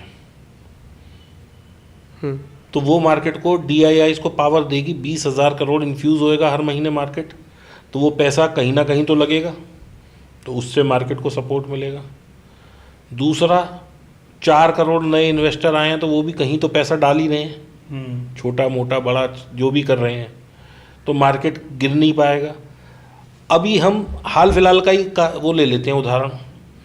कल इजराइल और ईरान की वो आई, मार्केट ने, निफ्टी ने 300 पॉइंट माइनस दिखाया, गिफ्ट निफ्टी 500 पॉइंट माइनस थी, हम प्लस में बंद हुए। तो मार्केट में जैसे ही जरा सा करेक्शन आता है, इतना पैसा भर भर के लोग रिटेलर ले लेते हैं माल कि वो मार्केट गिर ही नहीं रहा। आप एक बार बैंक निफ्टी का पिछले 1.5 साल का चार्ट देखिए, 32,000 से 48,000, 2,000 पॉइंट की करेक्शन मुश्किल से देखने को मिल रही है कहीं। तो क्या आप इतनी बड़ी इंडेक्स को 5% गिरने को करेक्शन बोलेंगे या क्रैश बोलेंगे? डिप है छोटा सा। सेकेंडली, अगर ऐसा किसी को लग रहा है कि क्रैश आने वाला है, तो भाई सिट ऑन कैश, क्रैश आ जाए पैसे लगा देना। बट क्या वहाँ पे अपॉर्चुनिटी कॉस्ट ज़्यादा नहीं है? नहीं, बिल्कुल नहीं है। आज जो चीज़ आपको 500 में अच्छी लग रही है, कल वो 200 में कैसे बुरी लग सकती है? पर अगर वो चीज़ 1000 हो गई तो है, क्रैश आया ही नहीं तो अभी आपका सवाल ये तो कॉन्ट्राडिक्टरी हो गया कि क्रैश आया या क्रैश नहीं आया। भाई एक चीज़ डिसाइड, अगर क्रैश नहीं आया, चलो इसका भी वो है। देखिए, जब हमारे मन में इस तरह की अस्थिरता हो कि क्रैश आएगा नहीं आएगा, मैं इसलिए पूछ रहा हूँ क्योंकि यही अस्थिरता है लोगों के मन तो में। 20% पैसे से अभी घुसे। अगर क्रैश आ गया तो बाकी 80% को नीचे एवरेजिंग करने में इस्तेमाल करें। एवरेजिंग भी कौन से? सुजलॉन और ये जो 10-10 रुपए वाले स्टॉक हैं जो लोगों के फेवरेट हैं, इन्वेस्टर्स फेवरेट, आरकॉम, सुजलॉन, इनमें नहीं भाई। टॉप 10 कंपनीज निकाल लो निफ्टी की जो हैं, केवल उनमें ही एवरेजिंग करनी है। और दूसरा देखिए, कभी भी क्रैश आता है, जैसे मैंने पहले भी कहा, मार्केट ना हमेशा फॉरवर्ड लुकिंग होती है। क्रैश आएगा तो एक रीज़न से आएगा, ऐसे नहीं आएगा कि बैठे बैठे मन किया जी सबने पैसे बेचना शुरू कर दिया, ऐसा नहीं होगा। कोई गवर्नमेंट पॉलिसी आती है तो मार्केट में करेक्शन आती है, कोई सेंटीमेंट ऐसा बन जाता है जो मार्केट को पसंद नहीं आता तो क्रैश आ जाता है। और अभी आप देखिए वर्ल्ड वाइड सब कंपनियां अच्छी चल रही हैं, सब बढ़िया चल रही हैं। हाँ, हमारे एक आगे है जो कि एक रीज़न बन सकता है करेक्शन का, वो है इलेक्शन। तो इलेक्शन में भी अगर क्रैश आएगा तो that is again a possibility of 30%, 40%, 60% correct नहीं होगा मार्केट, क्योंकि FII DII they will take it as a opportunity. और सबसे बड़ी बात, मुझे तो ये 18,000 19,000 से नीचे जाती निफ्टी दिख नहीं रही, क्योंकि इतनी कोशिश करी इसने 19,000 तोड़ने की, 19,000 तोड़ नहीं पाई थी जब पीछे आज से 1-1.5 साल पहले हम चल रहे थे। बिल्कुल। तो जब बाजार इतना मजबूत खड़ा है तो हम क्रैश की क्यों बात कर रहे हैं? और अगर आता भी है तो आप 20% से अभी घुसिए, एक 10% करेक्शन आ जाए और 20% से घुस जाइए, और 10% करेक्शन आ जाए और 20% से घुस जाइए, और नीचे आ जाए फुल ऑन घुस जाइए और बैठिए 5 साल, आपका पैसा डबल ट्रिपल चौगुना ही होगा। क्योंकि कभी भी मंदी जो है, ऐसा नहीं होता कि 10 साल की मंदी आ गई। आप जापान में नहीं बैठे हो, आप ग्रोइंग कंट्री में बैठे हुए Yes. हो। दूसरा इसी से मिलता जुलता एक सवाल है, क्योंकि आपने अभी कहा कि हर महीने 20,000 करोड़ आ रहे हैं म्यूचुअल फंड के। क्या म्यूचुअल फंड का इतना पैसा जो आ रहा है वो कहीं ना कहीं एक मार्केट में बबल नहीं क्रिएट कर रहा है कि हर लेवल पर खरीदे जा रहे, जो एक करेक्शन आना चाहिए, मीनिंगफुल करेक्शन आना चाहिए, वो आ ही नहीं पा रहा है? तो क्या उससे एक बबल नहीं क्रिएट हो रहा है मार्केट टाइम टू टाइम एक करेक्शन आते रहना मार्केट के लिए हेल्दी रहता देखिए है। जी, एक बबल बन stability। रहा है, वो बबल ब्रेक कैसे होगा? कि मैंने अपनी सिप देनी बंद कर दी तो बबल ब्रेक नहीं हो रहा है, लेकिन मैंने पैसा विड्रॉ किया तो बबल ब्रेक होगा। तब ब्रेक हो। बट सर ये कितने दिनों तक चलता रहेगा ना, कि आप पैसे आ ही रहा है कहीं ना कहीं देखिए, जाकर तो बस क्या होता है जब नदी बह रही है तो उसमें बोट भी चल रही है और सांप भी चल रहा है और सब चल रहे हैं। जब लोगों को दिख रहा है कि मेरा पैसा म्यूचुअल फंड में 18 से 20% ग्रो हो रहा है बगैर मेरे कुछ किए, तो वो क्यों बंद करेगा? वो तो अगर देखेगा कि आज मेरा सिप का यूनिट 100 रुपये में बाय हो रहा है और कल ये 80 का रह गया, तो वो तो डबल पैसा लगाएगा। जो आज 20,000 करोड़ आ रहा है वो कल आप देख लेना, मार्केट अगर 20-30% करेक्ट होती है वो 30,000 करोड़ हो जाएगा। लोग बंद नहीं करेंगे क्योंकि लोग इसका स्वाद ले चुके हैं। पर मार्केट में जब भी बबल बने ऐसे ही बने कि इतनी रैली आई कि लोगों का विश्वास ही उठ गया कि मार्केट कभी गिरता भी है, और फिर एक जब बड़ा करेक्शन आता है, जब फिर फाइनली लोगों का पैसा आधा हो जाता है और वो बेचना लगते हैं, तब एक बड़ा क्रैश उस तरीके से आता है। तो आपको क्या लगता है, ये क्रैश नज़दीक है देखिए या फिर अभी दूर है? मैं इस पे ना आपकी बात कोई जवाब आप खुद ही दोगे। देखो मैं सिर्फ छोटे से तर्क दूंगा, जवाब अपने आप निकलेगा। हम बात करते हैं कि हम 2024 में नहीं, हम 1992 में खड़े हैं। मार्केट क्रैश हो गया 50%, स्कैम निकल आए, क्रैश हो गया। तो क्या मार्केट वहां से आगे बढ़ा ही नहीं? बिल्कुल बढ़ा। कितने टाइम में बढ़ गया? 1-2 साल में, 3 5 साल में बढ़ गया होगा। फिर 2008 आते आते तक फिर आ गया, फिर वहां से एक 30-40% 50% करेक्शन आ गई, फिर आगे बढ़ गया। कोविड आया, खत्म हो गई दुनिया जी, खत्म होने वाली है। रोज 20-20% स्टॉक टूट रहे हैं। एक दिन सर्किट लगा, उसी दिन मार्केट 3,000 पॉइंट बढ़ के बंद हुआ था। तो मार्केट में जब भी प्राइस गिरेगा नए लोग बॉटम फिशिंग करने आएंगे। अब रहा सवाल कि लोग पैसा सारे क्यों निकालने लग जाएंगे? आज म्यूचुअल फंड में 20,000 करोड़ आ रहा है तो वो कोई एक आदमी का तो है नहीं, वो इट इज मल्टीपल पीपल, कई लाखों का है। तो क्या लाखों आदमी आज ही रात को ये सोच लेंगे कि हमें कल से ही अपनी सिप बंद करके पैसा विड्रॉ करना है? सेकेंडली, अगर FII की तो मुझे पता नहीं, DII अगर आज कोई चीज़ वो सेल करते हैं तो वो पैसा उन्हें विद इन 30 डेज दोबारा या 20 डेज, कुछ ऐसा रूल है कि they can not sit on cash, they have to keep that money invested. तो इसलिए करेक्शन आ ही नहीं पा रहा ना। करेक्शन ना आने का कारण क्या है? बुल रन का कारण क्या है? पैसा आए जा रहा है और पैसा आए जा रहा है। इसीलिए तो 200 वाली चीज 1500 हो गई है, क्योंकि भाई लोगों को बाय करना है, they are bound to buy it. FII कितना बाय करेंगे रिलायंस, कितना HDFC, क्योंकि उनकी भी एक लिमिट है कि किसी भी आप स्टॉक में 8 या 10% से ज़्यादा की इक्विटी नहीं ले सकते। तो इसलिए वो छोटी कंपनियों की तरफ जा रहे हैं। अब वो छोटी भी बड़ी होती जा रही हैं क्योंकि मार्केट कैप उनका भी बढ़ रहा है। तो इसलिए अभी, और दूसरा, अगर जैसे मैंने जवाब दिया कि अगर आपको लग रहा है कि भाई बाजार गिरेगा, सिस्टमेटिक इन्वेस्टमेंट करिए। आप खुद सिप चलाइए अपनी कि मैं रोज़ 5 शेयर लूँगा रिलायंस के, इसके उसके, जो भी कंपनी आपको पसंद आती है, लेकिन हर गिरत पे लूँगा मैं। आप लेते जाइए, एवरेज करिए, देखिए बढ़िया पैसा मिलेगा आपको। अच्छा सर, मैं काफ़ी टाइम से देख रहा हूँ आपके हाथ पे जो है एक टैटू है, जिसपे मुझे यहाँ से दिख रहा है कि लाइफ लिखा हुआ है। क्या है वो, क्या स्टोरी है उसके पीछे की? ये लिखा हुआ है जी, live the life you love, और दूसरी तरफ से जब पढ़ेंगे तो लिखा जाएगा love the life you live. तो जब मैं डिप्रेशन के फेज़ में था तो मैं बहुत सारे जुगाड़ ढूंढ रहा था कि कैसे मैं इससे बाहर आऊँ या क्या तरीका हो। तो इस बीच में मैं कई पंडितों से मिला, किसी ने कहा कि चद्दर चढ़ाया हो, किसी ने कहा फूल चढ़ाया हो, किसी ने कहा पंडित से मिल लो। तो जो जिसने बताया, मतलब मैंने वो सब करने की कोशिश की कि किसी तरह से मैं लॉस से प्रॉफिट में आ जाऊं। लेकिन लास्ट में समझ ये आया कि भाई एजुकेशन से ही प्रॉफिट कमाया जा सकता है, ऐसे किस्मत के भरोसे तो पैसा देना ही पड़ेगा। तो ये भी एक वो है कि साइन ऑफ इन्फिनिटी जो होता है, ये शायद आपको अपार सफलता दिलाता है। तो ये मैंने एक कहीं देखा था, किसी ने मुझे बताया कि आप इन्फिनिटी साइन बनवा लो, तो फिर मुझे ये अच्छा लगा टैटू, तो फिर मैंने ये बनवा लिया। Live the life you live, live the life you love, love the life you live. Thank you Deepak sir, आप आए हमारे पॉडकास्ट में और लोगों को काफ़ी कुछ आपने सिखाया, उसके लिए बहुत बहुत थैंक यू वेरी मच कि आप लोगों ने मुझे बुलाया। और मैं ऐसा समझता हूँ और मानता हूँ कि शायद मेरी बातों से और मेरे किसी से कुछ चंद लोगों को भी कुछ वैल्यू दे पाऊँ मैं, तो I will be very grateful to you and to Almighty कि मेरे को इस लायक समझा और मैं बना। Thank you sir, thank you.